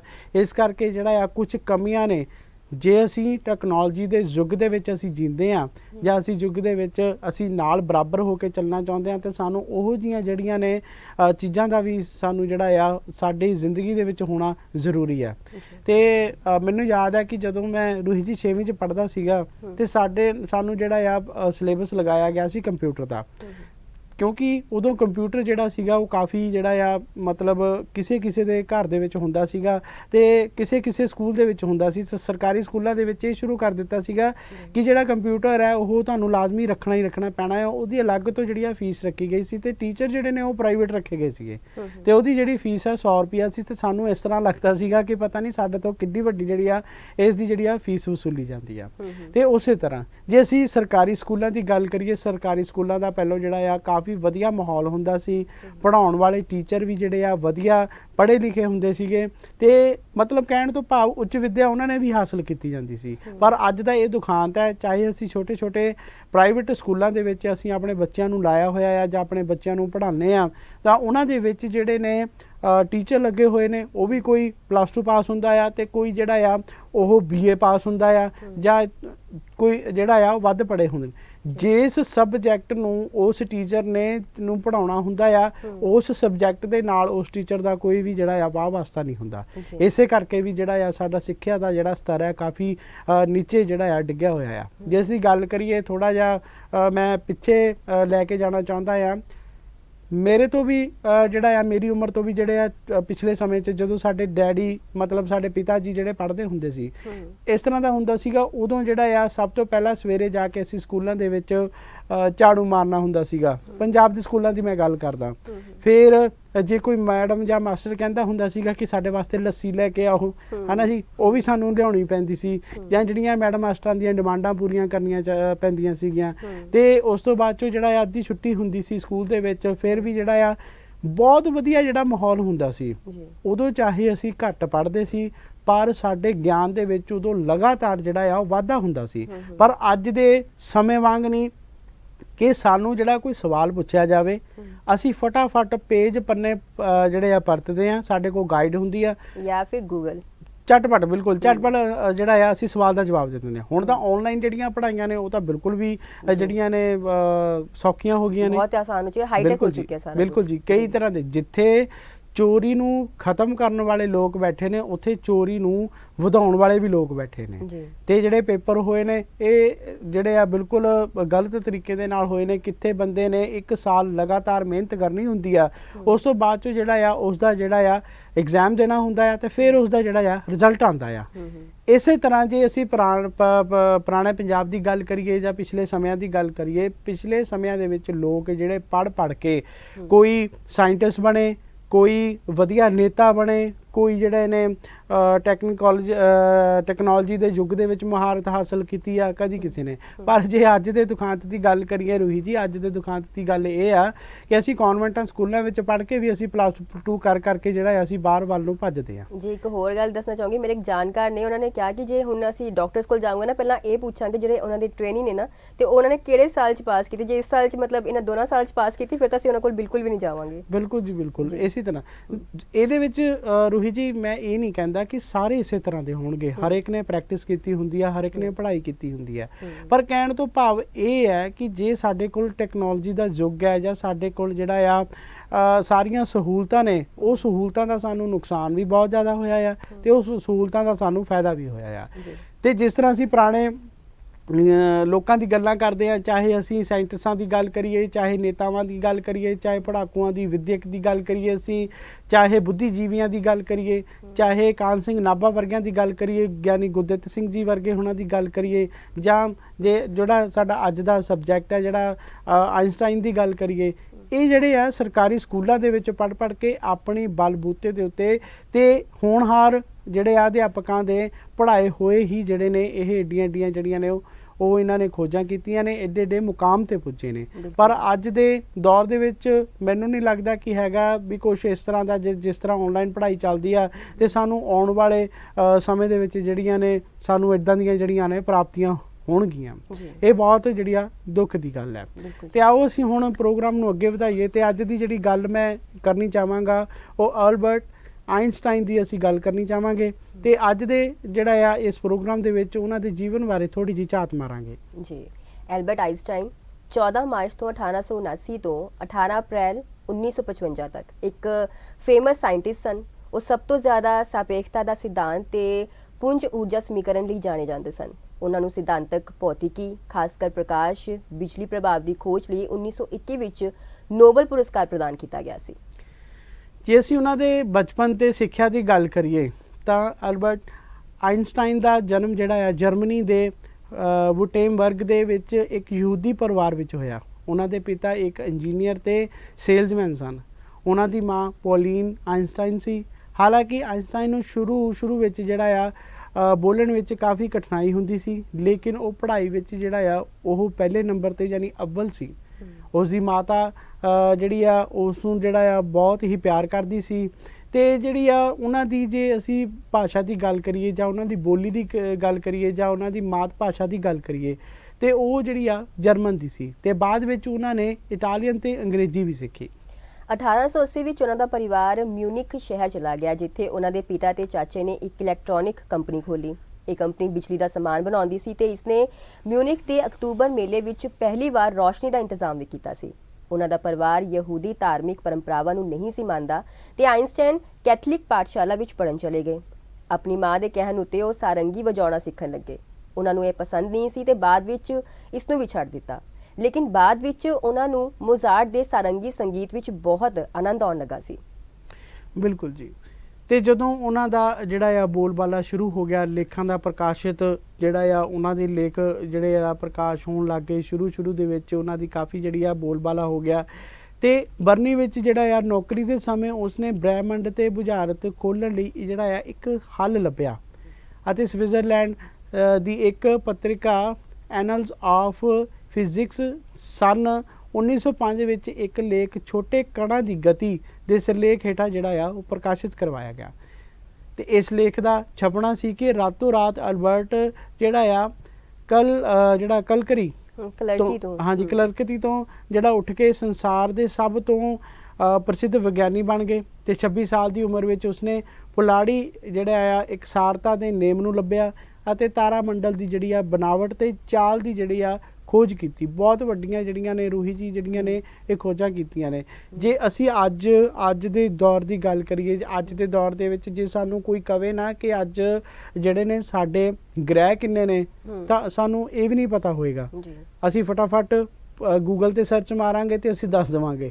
ਪਰ ਉਸ ਸਮੇਂ ਇੰਨੀਆਂ ਵਸਤੂਆਂ ਨਾ ਹੋਣ ਦੇ ਬਾਵਜੂਦ ਵੀ ਜਿਹੜਾ ਆ ਇੱਦਾਂ ਦੀਆਂ ਖੋਜਾਂ ਕੱਢਣੀਆਂ, ਸੋਚੋ ਕਿ ਬੰਦਾ ਕਿੰਨੀ ਸਖਤ ਮਿਹਨਤ ਕੀਤੀ ਹੋਏਗੀ ਜਾਂ ਕਿਸ ਤਰ੍ਹਾਂ ਦੀ ਸੋਚ ਰੱਖਦਾ ਹੋਏਗਾ ਜਾਂ ਕਿੰਨੀ ਜਿਹੜੀ ਆ ਸੋਚ ਉਸਦੀ ਜਿਹੜੀ ਆ ਵੱਡੀ ਹੋਏਗੀ। ਜ਼ਰੂਰੀ ਨਹੀਂ ਹੈ ਕਿ ਜ਼ਿੰਦਗੀ ਜਿਉਣਾ ਸੌਖਾ ਹਰੇ ਕੋਈ ਚਾਹੁੰਦਾ ਆ, ਐਸ਼ੋ ਆਰਾਮ ਚਾਹੁੰਦਾ ਆ, ਜਾਂ ਅਸੀਂ ਇਹ ਗੱਲ ਕਰ ਲਈਏ ਕਿ ਹਰੇਕ ਸੁਖਾਲੀ ਜ਼ਿੰਦਗੀ ਜਿਹੜਾ ਆ ਬੰਦਾ ਆਪਣੇ ਇਸ ਜੀਵਨ ਦੇ ਵਿੱਚੋਂ ਜਿਹੜਾ ਕੱਢ ਕੇ ਜਾਣਾ ਚਾਹੁੰਦਾ ਆ। ਕੋਈ ਨਹੀਂ ਕਹਿੰਦਾ ਕਿ ਜਿਹੜਾ ਆ ਦੂਸਰੇ ਵਾਸਤੇ ਜਿਹੜਾ ਆ ਸਮਾਂ ਜਿਹੜਾ ਸੁਖਾਲਾ ਹੋਵੇ, ਪਰ ਇਹੋ ਜਿਹੇ ਖੋਜ ਕਰਤਾਵਾਂ ਨੇ ਜਿਹੜਾ ਆ ਸਾਡੀ ਜ਼ਿੰਦਗੀ ਨੂੰ ਹੋਰ ਵੀ ਸੁਖਾਲਾ ਬਣਾਇਆ ਦਿਨ ਰਾਤ ਮਿਹਨਤ ਕਰਕੇ। ਇੱਥੋਂ ਤੱਕ ਕਿ ਕਈ ਜਿਹੜੇ ਕਰਤਾ ਨੇ ਉਹ ਆਪਣੇ ਜ਼ਿੰਦਗੀ ਨੂੰ ਵੀ ਪੂਰੀ ਤਰ੍ਹਾਂ ਜਿਹੜਾ ਸੱਜੇ ਢੰਗ ਦੇ ਨਾਲ ਜਿਹੜਾ ਆ ਉਹ ਜੀ ਨਹੀਂ ਸਕੇ ਜੀ। ਤੇ ਜਿਵੇਂ ਕਿ ਨਿਊਟਨ ਕਹਿੰਦੇ ਸਨ ਕਿ ਸੁਭਾਵਿਕ ਤੌਰ ਤੇ ਹਰੇਕ ਵਸਤ ਸਥਿਰ ਹੈ, ਇਸ ਦੇ ਉਲਟ ਆਇਨਸਟਾਈਨ ਨੇ ਕਿਹਾ ਕਿ ਸੁਭਾਵਿਕ ਤੌਰ ਤੇ ਹਰ ਇੱਕ ਸ਼ੈ ਹਮੇਸ਼ਾ ਚੱਲਦੀ ਰਹਿੰਦੀ ਹੈ। ਪੁਲਾੜ ਦੀਆਂ ਸਾਰੀਆਂ ਸ਼ਕਤੀਆਂ ਦੀ ਚਾਲ ਇੱਕ ਦੂਜੇ ਨਾਲ ਸੰਬੰਧਿਤ ਹੈ। ਇਸ ਰੁਕਾਵਟ ਤੋਂ ਕੇਵਲ ਰੋਸ਼ਨੀ ਦੀ ਚਾਲ ਹੀ ਅੜ ਰਹੀ ਹੈ। ਜੀ ਬਿਲਕੁਲ ਜੀ। ਉਸਨੇ ਇਹ ਵੀ ਸਿੱਧ ਕੀਤਾ ਕਿ ਦੋ ਬਿੰਦੂਆਂ ਵਿਚਕਾਰ ਸਭ ਤੋਂ ਛੋਟਾ ਰਾਹ ਇੱਕ ਸਿੱਧੀ ਲਕੀਰ ਨਹੀਂ ਸਗੋਂ ਇੱਕ ਤਿਰਛੀ ਲਕੀਰ ਹੁੰਦੀ ਹੈ। ਸੱਚ ਤਾਂ ਇਹ ਹੈ ਕਿ ਸਾਡੇ ਇਸ ਪੁਲਾੜ ਵਿੱਚ ਸਿੱਧੀ ਲਕੀਰ ਚਾਲਾਂ ਤੋਂ ਮੂਲਾਂ ਹੀ ਕੋਈ ਸ਼ੈ ਨਹੀਂ ਹੈ। ਹੋਰ ਤਾਂ ਇੱਕ ਜਿਹੜਾ ਆ ਦੂਰ ਤਾਰੇ ਤੋਂ ਜੋ ਕਿਰਨ ਸਾਡੀ ਧਰਤੀ ਤੇ ਪੁੱਜਦੀ ਆ ਉਹ ਵੀ ਮੂਡ ਜਾਂ ਜਿਹੜੀ ਆ ਮੁੜ ਝੁਕ ਜਾਂਦੀ ਆ। ਮਤਲਬ ਕਹਿਣ ਤੋਂ ਭਾਵ ਜਿਹੜੀ ਆ ਉਹ ਸਿੱਧੀ ਨਹੀਂ ਆਉਂਦੀ, ਥੋੜੀ ਤਿਰਛੀ ਆਉਂਦੀ ਆ। ਜਦੋਂ ਸੂਰਜ ਦੀ ਜਿਹੜੀ ਆ ਗਿਰਦੀ ਬਣਦੀ ਆ ਤਾਂ ਪਹਾੜੀ ਤੋਂ ਢਲਣ ਤੋਂ ਜਿਹੜੀ ਆ ਉਹ ਗੁਜ਼ਰਦੀ ਆ। ਜੀ ਆਇਨਸਟਾਈਨ ਨੇ ਨਾ ਕੇਵਲ ਇਹ ਸਿਧਾਂਤ ਦਰਸਾਇਆ ਸਗੋਂ ਗਣਿਤ ਵਿਦਿਆ ਦੇ ਗੁਰਾਂ ਰਾਹੀਂ ਇਸ ਮੂਡ ਨੂੰ ਪੂਰਾ ਮਿਣ ਕੇ ਵੀ ਦੱਸਿਆ। ਤੇ ਸਨ 1919 ਦੇ ਗ੍ਰਹਿਣ ਸਮੇਂ ਤਾਰਾ ਵਿਗਿਆਨੀਆਂ ਨੇ ਆਇਨਸਟਾਈਨ ਦੁਆਰਾ ਲਾਏ ਹੋਏ ਅਨੁਮਾਨਾਂ ਦਾ ਪਰਤਾਵਾ ਲਾਇਆ ਤਾਂ ਭਲੀ ਪ੍ਰਕਾਰ ਸਿੱਧ ਹੋ ਗਿਆ ਕਿ ਤਾਰਿਆਂ ਦਾ ਇਹ ਮੂਡ ਬਿਲਕੁਲ ਉਨਾ ਹੀ ਸੀ ਜਿੰਨਾ ਆਇਨਸਟਾਈਨ ਨੇ ਪਹਿਲਾਂ ਹੀ ਦੱਸ ਦਿੱਤਾ ਸੀ। ਜੀ ਆਇਨਸਟਾਈਨ ਦੀਆਂ ਜਿਹੜੀਆਂ ਇਹ ਖੋਜਾਂ ਬਾਰੇ ਜਿਹੜਾ ਆ ਲੋਕਾਂ ਨੂੰ ਜਿਹੜਾ ਆ ਸੰਸਾਰ ਵਿੱਚ ਜਿਹੜਾ ਆ ਸ਼੍ਰੋਮਣੀ ਵਿਗਿਆਨੀ ਤੇ ਨਿਊਟਨ ਜੇਤੂ ਦੇ ਨਾਮ ਨਾਲ ਜਿਹੜਾ ਆ ਸਨਮਾਨਿਆ ਗਿਆ। ਲੋਕਾਂ ਦਾ ਪਾਗਲਪਨ ਇੱਥੇ ਤੱਕ ਪੁੱਜ ਗਿਆ ਕਿ ਉਹ ਆਪਣੇ ਘਰਾਂ ਦੇ ਝਗੜਿਆਂ 'ਚ ਗੁੰਝਲਿਆਂ ਦੇ ਹੱਲ ਲੱਭਣ ਲਈ ਉਸ ਪਾਸ ਜਿਹੜਾ ਆ ਆਉਣ ਲੱਗੇ। 1905 ਵਿੱਚ ਆਇਨਸਟਾਈਨ ਨੂੰ ਜਿਹੜਾ ਆ ਜ਼ਿਊਰਿਚ ਦੇ ਵਿਸ਼ਵ ਵਿਦਿਆਲੇ ਨੇ ਜਿਹੜਾ ਆ ਡਾਕਟਰੇਟ ਦੀ ਡਿਗਰੀ ਪ੍ਰਦਾਨ ਕੀਤੀ ਤੇ 1909 ਵਿੱਚ ਸਿਧਾਂਤਕ ਭੌਤਿਕ ਵਿਗਿਆਨ ਦਾ ਪ੍ਰੋਫੈਸਰ ਵੀ ਜਿਹੜਾ ਆ ਨਿਯੁਕਤ ਕੀਤਾ ਗਿਆ। ਥੋੜੇ ਸਮੇਂ ਮਗਰੋਂ ਹੀ 1913 ਵਿੱਚ ਉਹ ਬਰਲਿਨ ਦੇ ਵਿਸ਼ਵ ਵਿਦਿਆਲੇ ਦੇ ਪ੍ਰੋਫੈਸਰ ਤੇ ਵਿਗਿਆਨੀ ਸ਼ਾਹੀ ਦੀ ਸੰਸਥਾ ਦੇ ਜਿਹੜੇ ਆ ਮੈਂਬਰ ਵੀ ਚੁਣੇ ਗਏ। ਤੇ ਜੇ ਕਿਹੜੇ ਦੇਸ਼ਾਂ ਦਾ ਦੌਰਾ ਉਹਨਾਂ ਨੇ ਕੀਤਾ ਤੇ ਦੱਸਦੀ ਕਿ ਪਹਿਲਾ ਮਹਾਯੁੱਧ 1914 ਵਿੱਚ ਸ਼ੁਰੂ ਹੋਇਆ। ਆਇਨਸਟਾਈਨ ਨੂੰ ਯੁੱਧ ਨਾਲ ਅਤ ਘਿਰਨਾ ਸੀ। ਅੰਤ ਨੂੰ ਯੁੱਧ ਖਤਮ ਹੋਇਆ। ਯਹੂਦੀਆਂ ਦੇ ਵਿਰੁੱਧ ਦੇਸ਼ ਵਿੱਚ ਤੂਫਾਨ ਉੱਠਿਆ ਹੋਇਆ ਸੀ। ਆਇਨਸਟਾਈਨ ਨੂੰ ਵੀ ਪਤਾ ਲੱਗਾ ਕਿ ਉਹਨਾਂ ਦੀ ਜਾਨ ਨੂੰ ਵੀ ਖਤਰਾ ਹੈ, ਸੋ ਉਹ ਜਰਮਨੀ ਵਿੱਚ ਨਿਕਲ ਆਏ ਤੇ ਯੂਰਪ ਤੇ ਏਸ਼ੀਆ ਦੇ ਦੌਰੇ ਤੇ ਚਲੇ ਗਏ। ਉਸਨੇ ਥਾਂ ਅਤਿਆਚਾਰ ਹੁੰਦੇ ਵੇਖੇ। ਲੋਕਾਂ ਵੱਲੋਂ ਦਿੱਤੇ ਮਾਣ ਤੇ ਵਡਿਆਈ ਉਹਨਾਂ ਨੂੰ ਬੁਰੀ ਲੱਗੀ। ਉਹ ਬੱਚਿਆਂ ਨਾਲ ਮਿਲ ਕੇ ਉਹਨਾਂ ਦੀਆਂ ਖੇਡਾਂ ਵਿੱਚ ਹਿੱਸਾ ਲੈਂਦੇ, ਉਹਨਾਂ ਨੂੰ ਪਿਆਰਦਾ ਤੇ ਉਹਨਾਂ ਦੀ ਸਹਾਇਤਾ ਲਈ ਹਮੇਸ਼ਾ ਤਤਪਰ ਰਹਿੰਦੇ। ਜੀ ਏਸ਼ੀਆ ਦੇ ਦੇਸ਼ਾਂ ਦਾ ਰਟਨ ਕਰਨ ਮਗਰੋਂ ਉਹਨਾਂ ਨੇ ਦੱਖਣੀ ਅਮਰੀਕਾ ਦਾ ਦੌਰਾ ਕੀਤਾ। ਇੱਥੇ ਉਸਨੇ ਇਹ ਵੀ ਵੇਖਿਆ ਕਿ ਵੱਡੀਆਂ ਮੱਛੀਆਂ ਛੋਟੀਆਂ ਮੱਛੀਆਂ ਨੂੰ ਨਿਗਲ ਰਹੀਆਂ ਨੇ।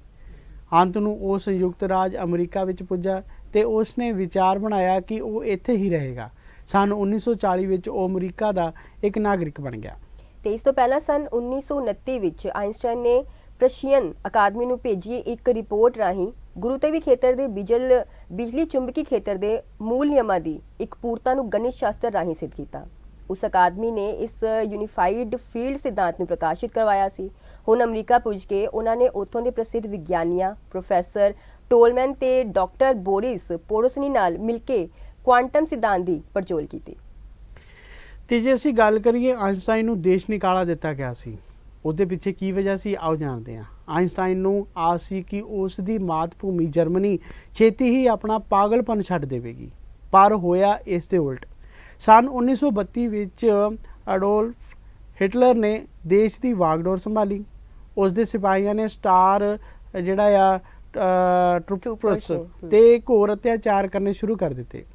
ਨਾਜ਼ੀਆਂ ਨੇ ਕੋਸ਼ਿਸ਼ ਕੀਤੀ ਕਿ ਆਇਨਸਟਾਈਨ ਨੂੰ ਮੁੜ ਜਰਮਨੀ ਜਿਹੜਾ ਆ ਲਿਆਂਦਾ ਜਾਵੇ ਜਾਂ ਉਹ ਆ ਜਾਵੇ। ਉਸਨੇ ਉਸ ਨੂੰ ਵਚਨ ਦਿੱਤਾ ਕਿ ਭਾਵੇਂ ਇਸ ਦੇਸ਼ ਵਿੱਚ ਯਹੂਦੀਆਂ ਨੂੰ ਦੇਸ਼ ਨਿਕਾਲੇ ਦਿੱਤੇ ਜਾ ਰਹੇ ਨੇ, ਪਰ ਆਇਨਸਟਾਈਨ ਨਾਲ ਇਹੋ ਜਿਹਾ ਵਰਤਾਰਾ ਕਿਉਂ ਨਹੀਂ ਕੀਤਾ ਜਾਵੇਗਾ।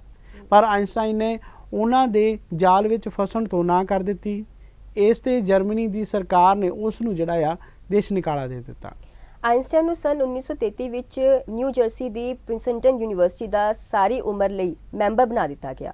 ਨੋਬਲ ਪੁਰਸਕਾਰ ਜਦੋਂ ਉਹਨਾਂ ਨੂੰ ਮਿਲਿਆ ਦੇ ਉਹਦੀ ਗੱਲ ਕਰੀਏ ਤਾਂ ਆਇਨਸਟਾਈਨ ਇੱਕ ਮਹਾਨ ਸੋਚਵਾਨ ਸੀ। ਉਹਨਾਂ ਨੂੰ ਸਨ 1922 ਵਿੱਚ ਨੋਬਲ ਪੁਰਸਕਾਰ ਦੇ ਕੇ ਸਤਿਕਾਰਿਆ ਗਿਆ। ਇਸ ਪੁਰਸਕਾਰ ਦੇ ਨਾਲ ਜਦ ਉਹਨਾਂ ਨੂੰ $50,000 ਦਾ ਨਕਦ ਇਨਾਮ ਮਿਲਿਆ ਤਾਂ ਉਹਨਾਂ ਨੇ ਕਿਹਾ ਕਿ ਮੈਂ ਜਿਨ੍ਹਾਂ ਵਸਤਾਂ ਨੂੰ ਪਸੰਦ ਨਹੀਂ ਕਰਦਾ ਉਹ ਮੇਰਾ ਪਿੱਛਾ ਨਹੀਂ ਛੱਡਦੀਆਂ। ਭਾਵ ਕਿ ਆਇਨਸਟਾਈਨ ਨੂੰ ਇਹ ਮਾਨ ਸਨਮਾਨ ਚੰਗੇ ਨਹੀਂ ਲੱਗਦੇ ਸਨ। ਸੋ ਉਹਨਾਂ ਨੇ ਅੱਧੀ ਕੁ ਰਕਮ ਦਾਨ ਕਰ ਦਿੱਤੀ ਤੇ ਬਾਕੀ ਅੱਧੀ ਆਪਣੀ ਪਹਿਲੀ ਪਤਨੀ ਸਿਲਵਾ ਨੂੰ ਬੱਚਿਆਂ ਦੀ ਪੜ੍ਹਾਈ ਲਈ ਕਰ ਦਿੱਤੀ। ਤੇ ਉਹਨਾਂ ਦੀਆਂ ਖੁਸ਼ੀਆਂ ਬੱਚਿਆਂ ਵਾਂਗ ਛੋਟੀਆਂ-ਛੋਟੀਆਂ ਚੀਜ਼ਾਂ ਨਾਲ ਸੰਬੰਧਿਤ ਸੀ। ਜ਼ਿੰਦਗੀ ਵਿੱਚ ਉਹਨਾਂ ਦੇ ਦੋ ਹੀ ਸ਼ੁਗਲ ਸਨ, ਗਣਿਤ ਵਿਗਿਆਨ ਤੇ ਸੰਗੀਤ।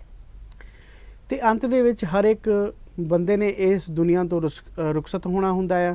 ਤੇ ਇਸੇ ਤਰ੍ਹਾਂ ਸਨ 1955 ਵਿੱਚ ਜਿਹੜਾ ਆਇਨਸਟਾਈਨ ਬਿਮਾਰ ਪੈ ਗਿਆ। 18 ਅਪ੍ਰੈਲ ਵਾਲੇ ਦਿਨ ਜਿਹੜਾ ਆ ਆਇਨਸਟਾਈਨ ਜਿਹੜੀ ਆ ਸੰਸਾਰ ਯਾਤਰਾ ਨੂੰ ਪੂਰਾ ਕਰਦੇ ਹੋਏ ਦਲੇਰੀ ਭਰੇ ਸਫ਼ਰ ਦੀ ਸਮਾਪਤੀ ਜਿਹੜੀ ਆ ਉਹ ਕਰ ਗਏ ਤੇ ਸਾਨੂੰ ਸਭ ਨੂੰ ਅਲਵਿਦਾ ਕਹਿ ਗਏ। ਮਰਨ ਸਮੇਂ ਉਸ ਦੀ ਉਮਰ ਲਗਭਗ 75 ਵਰ੍ਹੇ ਸੀ। ਉਸ ਦੀ ਮੌਤ ਉੱਤੇ ਚੈਮ ਵਿਜ਼ਮੈਨ ਤੇ ਵਿਧਵਾ ਇੱਕ ਤਾਰ ਰਾਹੀਂ ਉਸ ਨੂੰ ਆਪਣੀ ਸ਼ਰਧਾਂਜਲੀ ਜਿਹੜੀ ਆ ਉਹਨਾਂ ਨੇ ਭੇਟ ਕੀਤੀ ਤੇ ਲਿਖਿਆ, ਯਹੂਦੀ ਜਾਤੀ ਨੇ ਆਪਣੇ ਤਾਜ ਦਾ ਸਭ ਤੋਂ ਚਮਕਦਾ ਹੀਰਾ ਗਵਾ ਲਿਆ। ਉਸ ਦੇ ਸਹਿਕਾਰੀ ਪ੍ਰੋਫੈਸਰ ਲਿਓਪੋਲਡ ਨੇ ਜਿਹੜਾ ਆ ਆਪਣੀ ਸਵੈ ਜੀਵਨੀ ਦੇ ਵਿੱਚ ਉਸ ਦੇ ਜਿਹੜਾ ਆ ਸੰਬੰਧ ਵਿੱਚ ਲਿਖਿਆ ਕਿ ਮੈਂ ਭੌਤਿਕ ਵਿਗਿਆਨ ਦੇ ਖੇਤਰ ਵਿੱਚ ਜਿਹੜਾ ਆ ਆਇਨਸਟਾਈਨ ਤੋਂ ਜਿਹੜਾ ਆ ਬਹੁਤ ਕੁਝ ਸਿੱਖਿਆ ਹੈ, ਪਰ ਮੈਂ ਉਹਨਾਂ ਦੀਆਂ ਗੱਲਾਂ ਦੀ ਵਧੇਰੇ ਕਦਰ ਕਰਦਾ ਹਾਂ ਜੋ ਮੈਂ ਉਸ ਤੋਂ ਵਿਗਿਆਨਕ ਖੇਤਰ ਨਾਲੋਂ ਜਿਹੜੀਆਂ ਅੱਡਰੀਆਂ ਮਨੁੱਖੀ ਪੱਧਰ 'ਤੇ ਸੰਬੰਧਿਤ ਰੱਖਣ ਵਾਲੀਆਂ ਜਿਹੜੀਆਂ ਸਿੱਖਿਆ ਸੀ। ਤੇ ਜੇ ਉਹਨਾਂ ਦੇ ਯੋਗਦਾਨ ਦੀ ਗੱਲ ਕਰੀਏ ਤਾਂ ਆਇਨਸਟਾਈਨ ਨੇ ਸਾਪੇਖਤਾ ਦੇ ਵਿਸ਼ੇਸ਼ ਤੇ ਆਮ ਸਿਧਾਂਤ ਸਹਿਤ ਕਈ ਯੋਗਦਾਨ ਦਿੱਤੇ। ਉਹਨਾਂ ਦੇ ਹੋਰ ਯੋਗਦਾਨਾਂ ਵਿੱਚ ਸਾਪੇਖ ਬ੍ਰਹਿਮੰਡ ਵਿਗਿਆਨ ਦੀ ਸਥਾਪਨਾ, ਫੋਟਾਨ ਸਿਧਾਂਤ, ਗੁਰੂਤਾ ਤੇ ਗੁਰੂਤਾਕਰਸ਼ਣ, ਲੈਂਜ਼ਾਂ ਦੁਆਰਾ ਪ੍ਰਕਾਸ਼ ਦੇ ਮੁੜਨ ਦੀ ਭਵਿੱਖਬਾਣੀ, ਲਹਿਰ ਅਣੂ ਦਵੰਦ, ਪਰਮਾਣੂ ਗਤੀ ਦਾ ਕੁਆਂਟਮ ਸਿਧਾਂਤ, ਸਿਫਰ ਬਿੰਦੂ ਊਰਜਾ ਸੰਕਲਪ ਤੇ ਸ਼੍ਰੋਡਿੰਗਰ ਸਮੀਕਰਨ ਦਾ ਅਰਧ ਕਲਾਸਿਕੀ ਸੰਸਕਰਣ ਹਨ। ਬਿਲਕੁਲ ਜੀ, ਆਇਨਸਟਾਈਨ ਨੇ 50 ਤੋਂ ਵੱਧ ਜਿਹੜਾ ਆ ਸ਼ੋਧ ਪੱਤਰ ਤੇ ਵਿਗਿਆਨ ਦੀਆਂ ਵੱਖ-ਵੱਖ ਜਿਹੜੀਆਂ ਨੇ ਕਿਤਾਬਾਂ ਲਿਖੀਆਂ। 1999 ਵਿੱਚ ਜਿਹੜਾ ਟਾਈਮ ਪੱਤਰਿਕਾ ਨੇ ਉਸ ਨੂੰ ਜਿਹੜਾ ਸ਼ਤਾਬਦੀ ਪੁਰਖ ਕੋਸ਼ਿਸ਼ ਕੀਤਾ ਤੇ ਇੱਕ ਸਰਵੇਖਣ ਅਨੁਸਾਰ ਉਹ ਜਿਹੜੇ ਆ ਸਾਰਵਾਲਕਿਕ ਮਹਾਨ ਵਿਗਿਆਨਿਕ ਮੰਨੇ ਗਏ। ਆਇਨਸਟਾਈਨ ਸ਼ਬਦ ਸੂਝਵਾਨ ਦਾ ਸਾਰਥੀ ਮੰਨਿਆ ਜਾਂਦਾ ਹੈ ਜੀ। ਇੱਦਾਂ ਦਾ ਕੁਛ ਜਿਹੜਾ ਆ ਇਤਿਹਾਸ ਸੀ ਆਇਨਸਟਾਈਨ ਦਾ। ਸਾਨੂੰ ਵੀ ਜਿਹੜਾ ਆ ਕੁਛ ਨਾ ਕੁਛ ਇਸ ਆਪਣੇ ਦੇਸ਼ ਵਾਸਤੇ, ਆਪਣੀ ਕੌਮ ਵਾਸਤੇ ਜਾਂ ਘੱਟੋ ਘੱਟ ਆਪਣੇ ਵਾਸਤੇ ਕੁਝ ਜਿਹੜੇ ਆ ਵੱਧਦੇ ਕਦਮ ਜਿਹੜੇ ਆ ਉਹ ਤਰੱਕੀ ਵਾਸਤੇ ਜਿਹੜੇ ਆ ਪੁੱਟਣੇ ਚਾਹੀਦੇ ਆ, ਨਾ ਕਿ ਦੂਜਿਆਂ ਦੀਆਂ ਜਿਹੜੀਆਂ ਨੇ ਅੜਚਣਾ ਬਣਨੀਆਂ ਚਾਹੀਦੀਆਂ ਨੇ। ਤੇ ਰੋਹੀ ਜੀ, ਸਮਾਂ ਸਾਨੂੰ ਲਗਾਤਾਰ ਇਸ਼ਾਰੇ ਕਰ ਰਿਹਾ ਹੈ ਤੇ ਹੁਣ ਵੇਲਾ ਹੋ ਰਿਹਾ ਛੋਟੇ ਜਿਹੇ ਅੰਤਰਾਲ ਦਾ।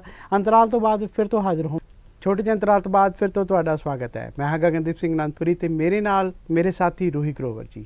ਤੇ ਰੋਹੀ ਜੀ, ਅਗਲਾ ਪ੍ਰੋਗਰਾਮ ਅਸੀਂ ਜਿਹੜਾ ਆ ਉਹ ਅੱਗੇ ਸ਼ੁਰੂ ਕਰਦੇ ਹਾਂ ਤੇ ਅਗਲਾ ਪ੍ਰੋਗਰਾਮ ਦਾ ਨਾਮ ਕੀ ਹੈ? ਅਖਬਾਰ ਹਾਜ਼ਰ ਹੈ। ਲੇਕਿਨ ਇਸ ਤੋਂ ਪਹਿਲਾਂ ਆਪਣੇ ਦਰਸ਼ਕਾਂ ਨੂੰ ਦੱਸਣਾ ਚਾਹੁੰਦੇ ਹਾਂ ਕਿ ਜਿਹੜੇ ਸਾਡੇ ਦਰਸ਼ਕ ਸਾਡੇ ਨਾਲ ਇੱਥੇ ਪ੍ਰੋਗਰਾਮ ਵਿੱਚ ਹੁਣ ਲਾਈਵ ਜੁੜਨਾ ਚਾਹੁੰਦੇ ਨੇ ਤਾਂ ਥੱਲੇ ਸਕਰੀਨ ਤੇ ਦਿੱਤੇ ਨੰਬਰਸ ਤੇ ਹੁਣ ਸਾਨੂੰ ਕੰਟੈਕਟ ਕਰ ਸਕਦੇ ਨੇ। ਬਿਲਕੁਲ ਜੀ। ਤੇ ਅਸੀਂ ਗੱਲ ਕਰੀਏ ਇੱਕ ਜਿਹੜੀ ਆ ਸਭ ਤੋਂ ਪਹਿਲੀ ਖਬਰ ਦੀ। ਸਭ ਤੋਂ ਪਹਿਲੀ ਖਬਰ ਜਿਹੜੀ ਆ, ਫਿਰ ਤੋਂ ਵਾਅਦਿਆਂ ਤੋਂ ਮੁੱਕਰਿਆ ਤਾਲਿਬਾਨ। ਲੜਕੀਆਂ ਦੀ ਉੱਚ ਸਿੱਖਿਆ ਤੇ ਲਾਈ ਪਾਬੰਦੀ ਤੇ 6ਵੀਂ ਜਮਾਤ ਤੋਂ ਉੱਪਰ ਦੇ ਸਕੂਲਾਂ ਦੇ ਵਿਦਿਆਰਥੀਆਂ ਦੇ ਦਾਖਲੇ 'ਚ ਜਿਹੜੀ ਆ ਉਹ ਇਜਾਜ਼ਤ ਜਿਹੜੀ ਆ ਉਹ ਨਹੀਂ ਦਿੱਤੀ ਗਈ।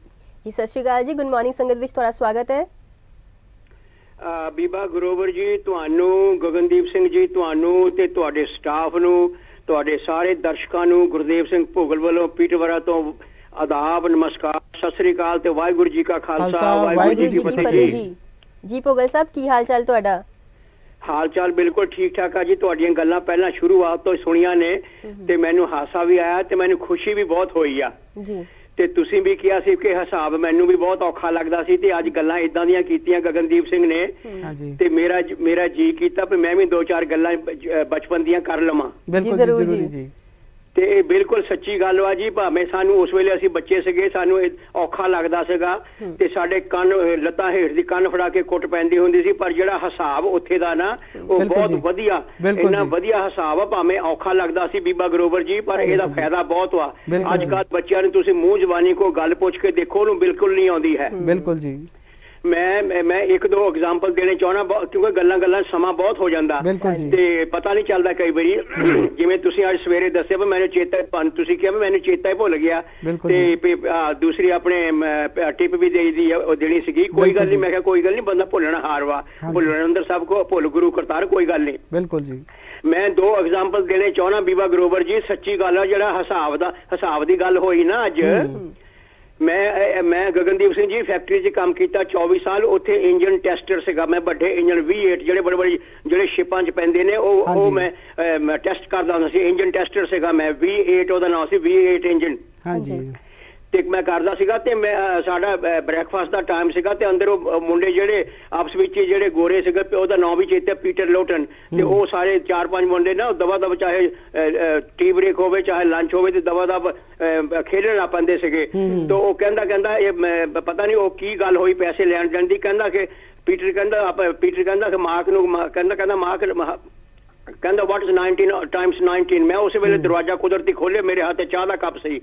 ਮੈਂ ਕਿਹਾ 19 ਟਾਈਮਸ 90 ਇਜ਼ 361। ਮੈਨੂੰ ਤਾਂ ਉਦੋਂ ਚੇਤਾ ਸੀ ਵੀ 19 361 20 400। ਬਿਲਕੁਲ ਜੀ। ਉਹ ਮੋਰੇ ਬੀਬਾ ਗਰੋਵਰ ਜੀ ਪੀਟਰ ਕਹਿੰਦਾ ਵਾਟ ਦਾ ਹੈਲ ਆਰ ਯੂ ਡੂਇੰਗ ਹੀਅਰ। ਉਹ ਕਹਿੰਦਾ ਤੂੰ ਫੈਕਟਰੀ 'ਚ ਕਰਦਾ ਕੀ ਆ ਜੇ ਤੈਨੂੰ ਇੰਨਾ ਹਿਸਾਬ ਆਉਂਦਾ। ਮੈਂ ਕਿਹਾ ਮੈਂ ਇੱਥੇ ਤਾਂ ਕਰਦਾ ਵੀ ਮੈਂ ਕਿਹਾ ਸਾਡਾ ਇਹ ਕਿੱਤਾ, ਮੈਂ ਇੰਜਨ ਟੈਸਟਰ ਹਾਂ, ਅਸੀਂ ਤਾਂ ਇੰਜਨ ਬਣਾਉਨੇ ਆ। ਬਿਲਕੁਲ ਜੀ। ਉਹਨੂੰ ਨਹੀਂ ਸੀ ਪਤਾ ਵੀ ਮੈਂ ਰਾਮਗੜੀਆ, ਮੈਂ ਮਿਸਤਰੀਆਂ ਦਾ ਮੁੰਡਾ ਆ। ਠੀਕ ਹੈ ਤੇ ਜੀ। ਇਹ ਨੰਬਰ 1 ਤੇ ਨੰਬਰ 2 ਐਗਜ਼ਾਮਪਲ ਦੇ ਕੇ ਤੁਹਾਤੋਂ ਖਿਮਾ ਲੈ ਲੈਣੀ ਬੀਬਾ ਗਰੋਵਰ ਜੀ। ਹਾਸੇ ਵਾਲੀ ਗੱਲ ਵਾ, ਮੈਂ ਲੈਸਟਰ ਗਿਆ, ਮੇਰਾ ਮਿੱਤਰ ਇੱਕ ਲੈਸਟਰ ਵੀ ਰਹਿੰਦਾ, ਉਸ ਸ਼ਹਿਰ ਸੁਣਦਾ ਹੋਵੇ ਪ੍ਰੋਗਰਾਮ। ਉੱਥੇ ਜੂਲਰਾਂ ਦੇ ਗਏ ਤੇ ਅਸੀਂ ਦੋਨੋਂ, ਸਾਡੂ ਤੇ ਦੋਨੋਂ ਇਹ ਭੈਣਾਂ, ਅਸੀਂ 4 ਜਣੇ ਸੀਗੇ ਉੱਥੇ। ਲੈਸਟਰ ਇੱਕ ਏਰੀਆ ਆ ਜਿੱਥੇ ਜੂਲਰਾਂ ਦੀ ਬਹੁਤ ਸ਼ੋਪਾਂ ਆ। ਤੇ ਉੱਥੇ ਅੰਦਰ ਗਏ ਤੇ ਸਾਡੀ ਵਾਈਫ ਨੇ ਤੇ ਉਹਦੀ ਭੈਣ ਨੇ ਤੇ ਮੈਂ ਤੇ ਮੇਰਾ ਸਾਡੂ ਖੜੇ ਰਹੇ, ਕਿਉਂ ਜਨਾਨੀਆਂ ਦਾ ਕੰਮ, ਅਸੀਂ ਆਰਾਮ ਨਾਲ ਖੜੇ ਰਹੇ। ਬਿਲਕੁਲ ਜੀ। ਤੇ ਇਹਨਾਂ ਨੇ ਥੋੜਾ ਜਿੱਦਾਂ ਬੀਬਾ ਗਰੋਵਰ ਜੀ ਤੁਹਾਨੂੰ ਪਤਾ ਵੀ ਕੋਈ ਕਾਂਟਾ ਦੇਣਾ ਹੁੰਦਾ, ਕੋਈ ਦੇਣਾ ਹੁੰਦਾ, ਇਹ ਚੋਂ ਆਹ ਕੱਢ ਕੇ ਇੱਧਰ ਪਾ ਦਿਓ, ਇਹਨਾਂ ਮੈਨੂੰ ਨਵੀਂ ਦੇ ਦਿਓ ਚੀਜ਼, ਜਿੱਦਾਂ ਤੁਸੀਂ ਕਰਦੇ ਲੇਡੀਜ਼ ਕਰਦੀਆਂ ਹੀ ਆ। ਤੇ ਉਹ ਗੱਲਾਂ ਕਰਦਾ ਰਿਹਾ। ਉਹਨੇ ਨਾ ਮੈਨੂੰ ਮੈਂ ਸੁਣਦਾ, ਮੈਂ ਤੇ ਮੇਰਾ ਸਾਡੂ ਨਾਲ ਖੜੇ ਸੁਣਦੇ ਰਹੇ। ਉਹ ਕਹਿੰਦਾ ਤਾਂ ਉਹਨੇ 2-3 ਮਾਸਿਆਂ ਦਾ ਫਰਕ ਪਾਤਾ। ਮੈਂ ਕਿਹਾ ਜੀ ਆ ਮਾਸਾ ਤੁਸੀਂ ਉਹ ਵਿੱਚ ਲਾਇਆ ਹੀ ਨਹੀਂ ਹੈ। ਮੈਨੂੰ ਬਣਾ ਸਵਾਰ ਕੇ ਕਹਿੰਦਾ ਸਰਦਾਰ ਇਹ 20 ਸਾਲ ਦੀ ਗੱਲ ਆ, ਉਦੋਂ ਮੇਰੀ 60-62 ਸਾਲ ਦੀ ਉਮਰ ਹੋਣੀ ਆ। ਹਾਂਜੀ ਗਗਨਦੀਪ ਸਿੰਘ ਜੀ, ਬੀਬਾ ਗਰੋਵਰ ਜੀ ਮੈਨੂੰ ਬਣਾ ਸਵਾਰ ਕੇ ਕਹਿੰਦਾ ਜੂਲਰ, ਕਹਿੰਦਾ ਸਰਦਾਰ ਜੀ आपको क्या पता है, ਕਹਿੰਦਾ ਮਾਸੇ क्या होते हैं। ਦੇਖੋ ਤੁਸੀਂ ਉਹਦਾ ਮੈਨੂੰ ਅੱਜ ਤੱਕ ਯਾਦ ਵਾ, ਮੈਂ ਤਾਂ ਗੱਲ ਸਾਂਝੀ ਕੀਤੀ, ਤੁਸੀਂ ਸ਼ੁਰੂ ਕੀਤੀ ਸੀ ਇੱਥੋਂ ਗੱਲ। ਤੇ ਮੈਂ ਉਹਨੂੰ ਕਿਹਾ, ਮੈਂ ਕਿਹਾ ਜਿਹੜੇ ਤੇਰੇ ਹੱਥ 'ਚ ਸਾਡੀ ਵਾਈਫ ਦੇ ਸੋਨੇ ਦੇ ਗਹਿਣੇ ਉਹ ਰੱਖਦੇ, ਮੇਰੀ ਹੁਣ ਗੱਲ ਸੁਣੀ। ਤੇ ਮੈਨੂੰ ਸਵਾਲ ਕੀਤਾ ਨਾ ਤੁਹਾਨੂੰ ਕੀ ਪਤਾ ਮਾਸੇ ਕੀ ਹੁੰਦਾ। ਤੇ ਮੈਂ ਸ਼ੁਰੂ ਕਰ ਦਿੱਤਾ ਉਸੇ ਵੇਲੇ ਗगनदीप सिंह जी पे 8 खस का 1 चावल, 8 चावल की 1 रत्ती, 8 रत्ती का 1 मासा, 12 मासे का 1 तोड़ा, 5 तोड़े की 1 स्टांक, 16 स्टांक का 1 शेर, 40 शेर का 1 मन, 2.5 मन कच्चे का 1 मन पक्का। मैं क्या होर पूछना कुछ? बिल्कुल जी। और पुछन कुछ रह ही नहीं गया। बिल्कुल जी। ਕਹਿੰਦਾ ਵੀ ਬਾਅਦ ਦੇ ਵਿੱਚ ਜਦੋਂ ਜੋ ਬੀਬਾ ਗਰੋਵਰ ਜੀ ਜਦੋਂ ਲੇਡੀਜ਼ ਨੇ ਸਾਡੀ ਜੋ ਲੈਣਾ ਸੀ ਲੈ ਕੇ ਕਰਕੇ ਨਾ, ਮੈਨੂੰ ਕਹਿੰਦਾ ਸਰਦਾਰ ਜੀ ਆ ਜਾ ਚਾਹ ਕੱਪ ਪੀ ਲਓ। ਮੈਂ ਕਿਹਾ ਨਹੀਂ ਕੋਈ ਗੱਲ ਨਹੀਂ ਜੀ, ਚਾਹ ਕੋਈ ਨਹੀਂ। ਮੈਂ ਕਿਹਾ ਇੱਥੋਂ 40 ਮਿੰਟ ਦਾ ਰਸਤਾ, ਘਰ ਜਾ ਕੇ ਕੋਈ ਗੱਲ ਨਹੀਂ। ਮੈਂ ਕਿਹਾ ਮੈਨੂੰ ਤਾਂ ਹਿਸਾਬ ਬਹੁਤ, ਪੋਗਲ ਸਾਹਿਬ ਜੀ ਤੁਸੀਂ ਤਾਂ ਸਾਡੀ ਵੀ ਬੋਲਤੀ ਬੰਦ ਕਰ ਦਿੱਤੀ। ਪਰ ਹਸਾ ਅੱਜ ਕੱਲ ਨਿਆਣਿਆਂ ਨੂੰ ਪੁੱਛੋ, ਮੋਬਾਈਲ ਤੋਂ ਬਗੈਰ ਗੱਲ ਹੀ ਨਹੀਂ ਕਰਦੇ। ਬਿਲਕੁਲ ਜੀ। ਤੇ ਬਾਕੀ ਆਪਣੇ ਗਗਨਦੀਪ ਸਿੰਘ ਜਿਹੜੀਆਂ ਗੱਲਾਂ ਆਪਣੇ ਗੈਂਗਸਟਰਾਂ ਦੀਆਂ ਜੋ ਕੋਈ ਆਪਣੇ ਭਾਰਤ ਵਿੱਚ ਹੋ ਰਿਹਾ, ਉਹਦੇ ਵਿੱਚ ਤਾਂ ਮੈਂ ਇੱਕੋ ਗੱਲ ਕਹਾਂਗਾ ਕਿ ਜਿੱਦਾਂ ਇੱਕ ਸ਼ਾਇਰ ਨੇ ਕਿਹਾ ਵੀ ਜਿਨ੍ਹਾਂ ਕੋ ਹਾਰ ਸਮਝਾ ਥਾ ਗਲਾ ਆਪਣਾ ਸਜਾਨੇ ਕੋ, जिन्हों को हार समझा था गला अपने सजाने को, वो काले नाग बन बैठे मेरे ही काट खाने को। बिल्कुल जी। अपने ਨੂੰ ਮਾਰੀ ਜਾਂਦੇ। ਦੇਖੋ बिल्कुल जी बिल्कुल। ਬਸ ਇੰਨੀ ਕੁ ਹਾਜ਼ਰੀ ਲਾ ਲਿਓ ਬੀਬਾ ਗਰੋਵਰ ਜੀ। ਜ਼ਰੂਰ ਅੱਜ ਜੀ। ਗਗਨਦੀਪ ਸਿੰਘ ਜੀ, ਵਾਹਿਗੁਰੂ ਜੀ ਕਾ ਖਾਲਸਾ, ਵਾਹਿਗੁਰੂ ਜੀ ਕੀ ਵਾਹਿਗੁਰੂ ਜੀ ਕੀ ਫਤਿਹ। ਫਤਿਹ ਜੀ। ਬਹੁਤ ਬਹੁਤ ਧੰਨਵਾਦ ਜੀ ਭੋਗਲ ਸਾਹਿਬ ਜੀ ਸਾਡੇ ਪ੍ਰੋਗਰਾਮ ਦੇ ਵਿੱਚ ਜੁੜਨ ਦੇ ਲਈ ਤੇ ਬਹੁਤ ਹੀ ਵੱਡੀ ਜਿਹੜੀ ਆ ਇੱਥੇ ਜਾਣਕਾਰੀ ਸਾਂਝੀ ਕੀਤੀ ਆ ਜੀ ਪ੍ਰੋਗਰਾਮ ਵਿੱਚ ਰੌਣਕ ਲਾਉਣ ਲਈ। ਬਿਲਕੁਲ ਜੀ। ਅਸੀਂ ਭੁੱਲ ਹੀ ਗਏ ਆ ਸੱਚੀ ਤੋਲਾ, ਮਾਸਾ, ਰੱਤੀ, ਵਿਸਵੇ, ਕਨਾਲ ਇਹ ਹੁੰਦੇ ਕੀ ਆ। ਬਿਲਕੁਲ। ਅੱਜ ਕੱਲ ਅਸੀਂ ਜਿਹੜਾ ਆ ਮੀਟਰਾਂ ਦੇ ਵਿੱਚ ਹੈ, ਜੇ ਕੋਈ ਸਾਨੂੰ ਪੁੱਛਦਾ ਵੀ ਕਈ ਸਾਨੂੰ 1 ਫੁੱਟ ਚਾਹੀਦਾ ਤਾਂ ਉਹਨੂੰ ਇਹ ਨਹੀਂ ਪਤਾ ਹੁੰਦਾ ਵੀ 1 ਮੀਟਰ ਦੇ ਵਿੱਚ ਕਿੰਨੇ ਸੈਂਟੀਮੀਟਰ ਹੁੰਦੇ ਨੇ, ਜਾਂ 1 ਫੁੱਟ ਦੇ ਵਿੱਚ ਕਿੰਨੇ ਮੀਟਰ ਹੁੰਦੇ ਨੇ, ਜਾਂ ਕਿੰਨੇ ਸੈਂਟੀਮੀਟਰ ਹੁੰਦੇ ਨੇ, ਜਾਂ ਕਿੰਨੇ ਮਿਲੀਮੀਟਰ ਹੁੰਦੇ ਨੇ। ਅਸੀਂ ਫਟਾਫਟ ਜਿਹੜਾ ਆ ਫੀਤਾ ਕੱਢਦੇ ਆ ਤਾਂ ਮਿਣ ਕੇ ਜਿਹੜਾ ਆ ਉਹ ਅਸੀਂ ਕਹਿ ਦਿੰਦੇ ਆ ਵੀ ਭਾਈ ਇੰਨਾ ਆ, ਭਾਵੇਂ ਅਗਲਾ ਵੱਧ ਕੱਢ ਕੇ ਦੇਵੇ ਚਾਹੇ ਕੱਢ, ਪਰ ਸਾਡੀ ਤਸੱਲੀ ਹੈ ਕਿ ਅਸੀਂ ਫੀਤਾ ਖੋਲ ਕੇ ਤੇ ਜਿਹੜਾ ਆ ਉਹ ਕੱਟ ਕੇ ਦੇ ਦਿੱਤਾ। ਚਲੋ ਤੇ ਅਸੀਂ ਗੱਲ ਕਰਦੇ ਸੀਗੇ ਜਿਹੜੇ ਆ ਤਾਲਿਬਾਨ ਨੇ ਜਿਹੜਾ ਆ ਉਹ ਲੜਕੀਆਂ ਦੀ ਜਿਹੜੀ ਆ 8ਵੀਂ ਕਲਾਸ ਤੋਂ ਜਿਹੜੀ ਆ ਉਹ ਤੋਂ ਵੱਧ ਦੀ ਵਿੱਦਿਆ ਲੈਣ ਤੇ ਜਿਹੜੀ ਆ ਉਹ ਮਨਾਹੀ ਕਰ ਦਿੱਤੀ ਹੈ। ਤੇ ਅਗਲੀ ਖਬਰ ਹੈ ਕਿ ਲੋਕ ਸਭਾ ਵਿੱਚ ਅੱਜ ਪੇਸ਼ ਹੋ ਸਕਦਾ ਦਿੱਲੀ ਐਮਸੀਡੀ ਦੇ ਏਕੀਕਰਨ ਦਾ ਬਿੱਲ, ਭਾਜਪਾ ਨੇ ਜਾਰੀ ਕੀਤਾ ਵੇ। ਮੋਦੀ ਨੂੰ ਮਿਲਣਗੇ ਭਗਵੰਤ ਮਾਨ ਅੱਜ ਤੇ ਦਿੱਲੀ ਵਿੱਚ ਹੋਵੇਗੀ ਮੁਲਾਕਾਤ। ਹਸਪਤਾਲਾਂ ਵਿੱਚ ਸਟਾਫ ਦੀ ਕਮੀ, ਅਪ੍ਰੈਲ ਮਹੀਨੇ ਵਿੱਚ ਸ਼ੁਰੂ ਹੋਵੇਗੀ ਭਰਤੀ, ਸਿਹਤ ਮੰਤਰੀ ਡਾਕਟਰ ਵਿਜੇ ਸਿੰਗਲਾ। ਨਵੇਂ ਪੰਚਾਇਤ ਮੰਤਰੀ ਦਾ ਵੱਡਾ ਫੈਸਲਾ, ਪਿਛਲੀ ਸਰਕਾਰ ਸਮੇਂ ਜਾਰੀ ਫੰਡ ਤੇ ਲਾਈ ਰੋਕ। ਜਿਸ ਤਰ੍ਹਾਂ ਅਸੀਂ ਸਾਡੇ ਦਰਸ਼ਕਾਂ ਨੂੰ ਕੱਲ ਵੀ ਜਿਹੜਾ ਇਸ ਬਾਰੇ ਜਿਹੜਾ ਆ ਅਸੀਂ ਦੱਸ ਦਿੱਤਾ ਸੀ ਜੀ। 31 ਮਾਰਚ ਤੋਂ ਪੰਜਾਬ ਦੀਆਂ ਧੀਆਂ ਨੂੰ ਮਿਲੇਗਾ ਸਕਾਲਰਸ਼ਿਪ ਸਮੇਤ ਇਸ ਸਕੀਮ ਦਾ ਲਾਭ। 328 ਪਾਵਨ ਸਰੂਪਾਂ ਦਾ ਮਾਮਲਾ, 3 ਮੁਲਾਜ਼ਮਾਂ ਨੂੰ ਰਾਹਤ ਨੇ ਛੇੜੀ ਚਰਚਾ। ਕੇਂਦਰੀ ਮੰਤਰੀ ਅਮਿਤ ਸ਼ਾਹ 25 ਨੂੰ ਨਹੀਂ 27 ਮਾਰਚ ਨੂੰ ਆਉਣਗੇ ਚੰਡੀਗੜ੍ਹ। ਲੇਖਕਾਂ ਤੇ ਹੋਰਨਾਂ ਵਿਰੁੱਧ ਕਾਰਵਾਈ ਲਈ ਮੁੱਖ ਮੰਤਰੀ ਤੇ ਡੀਜੀਪੀ ਨੂੰ ਲਿਖਿਆ ਪੱਤਰ। ਤੇ ਸਾਬਕਾ ਸਰਪੰਚ ਤੇ ਬੇਟੇ ਦਾ ਕਤਲ, ਹਲਕਾ ਮਜੀਠਾ 'ਚ ਇੱਕ ਹੀ ਦਿਨ 'ਚ ਦੂਜੀ ਹੱਤਿਆ। ਬਿਲਕੁਲ ਜੀ, ਲਗਾਤਾਰ ਜਿਹੜੀਆਂ ਨੇ ਉਸ ਖਬਰਾਂ ਸਾਹਮਣੇ ਆ ਰਹੀਆਂ ਨੇ। ਪਹਿਲੀ ਖਬਰ ਜਿਹੜੀ ਆ ਉਹ ਸਾਹਮਣੇ ਆਈ ਹੈ ਕਿ ਅਫਗਾਨਿਸਤਾਨ ਦੇ ਨਵੇਂ ਅਕਾਦਮਿਕ ਸੈਸ਼ਨ ਦੇ ਪਹਿਲੇ ਹੀ ਦਿਨ ਤਾਲਿਬਾਨ ਨੇ ਲੜਕੀਆਂ ਦੀ ਉੱਚ ਵਿੱਦਿਆ ਤੇ ਪਾਬੰਦੀ ਲਗਾ ਦਿੱਤੀ ਹੈ। ਅੰਤਰਰਾਸ਼ਟਰੀ ਭਾਈਚਾਰੇ ਦੀਆਂ ਇੱਛਾਵਾਂ ਤੇ ਵਾਅਦਿਆਂ ਨੂੰ ਪੂਰਾ ਜਿਹੜਾ ਆ ਕਰਨ ਨੂੰ ਜਿਹੜਾ ਆ ਠੁਕਰਾ ਦਿੱਤਾ ਹੈ। ਤਾਲਿਬਾਨ ਦੇ ਇੱਕ ਅਧਿਕਾਰੀ ਨੇ ਬੁੱਧਵਾਰ ਨੂੰ ਕਿਹਾ ਕਿ ਨਵੇਂ ਹੁਕਮ ਤਹਿਤ 6ਵੀਂ ਜਮਾਤ ਤੋਂ ਉੱਪਰ ਦੀਆਂ ਕੁੜੀਆਂ ਨੂੰ ਸਕੂਲ ਵਿੱਚ ਦਾਖਲ ਹੋਣ ਦੀ ਇਜਾਜ਼ਤ ਨਹੀਂ ਦਿੱਤੀ ਜਾਵੇਗੀ। ਤਾਲਿਬਾਨ ਨੇ ਅਤੀਤ ਵਿੱਚ ਅੰਤਰਰਾਸ਼ਟਰੀ ਭਾਈਚਾਰੇ ਨੂੰ ਵਾਰ-ਵਾਰ ਵਾਅਦਾ ਕੀਤਾ ਹੈ ਕਿ ਉਹ ਔਰਤਾਂ ਤੇ ਲੜਕੀਆਂ ਦੇ ਅਧਿਕਾਰਾਂ ਨੂੰ ਘੱਟ ਨਹੀਂ ਕਰੇਗਾ। ਅੰਤਰਰਾਸ਼ਟਰੀ ਭਾਈਚਾਰਾ ਤਾਲਿਬਾਨ ਨੂੰ ਜਲਦੀ ਸਕੂਲ ਖੋਲ੍ਹਣ ਤੇ ਔਰਤਾਂ ਨੂੰ ਉਹਨਾਂ ਦੇ ਜਨਤਕ ਅਧਿਕਾਰਾਂ ਤੋਂ ਵਾਂਝੇ ਨਾ ਕਰਨ ਦੀ ਅਪੀਲ ਕਰ ਰਿਹਾ ਹੈ। ਜੀ ਸਤਿ ਸ਼੍ਰੀ ਅਕਾਲ ਜੀ, ਸੰਗਤ ਲਾਈਵ 'ਚ ਤੁਹਾਡਾ ਸਵਾਗਤ ਹੈ। ਸਤਿ ਸ਼੍ਰੀ ਅਕਾਲ ਜੀ। ਸਤਿ ਸ਼੍ਰੀ ਅਕਾਲ ਜੀ, ਬਹੁਤ ਬਹੁਤ ਸਵਾਗਤ। ਅੱਜ ਮੁੱਦਾ ਕਾਹਦਾ ਰੱਖਿਆ ਜੀ?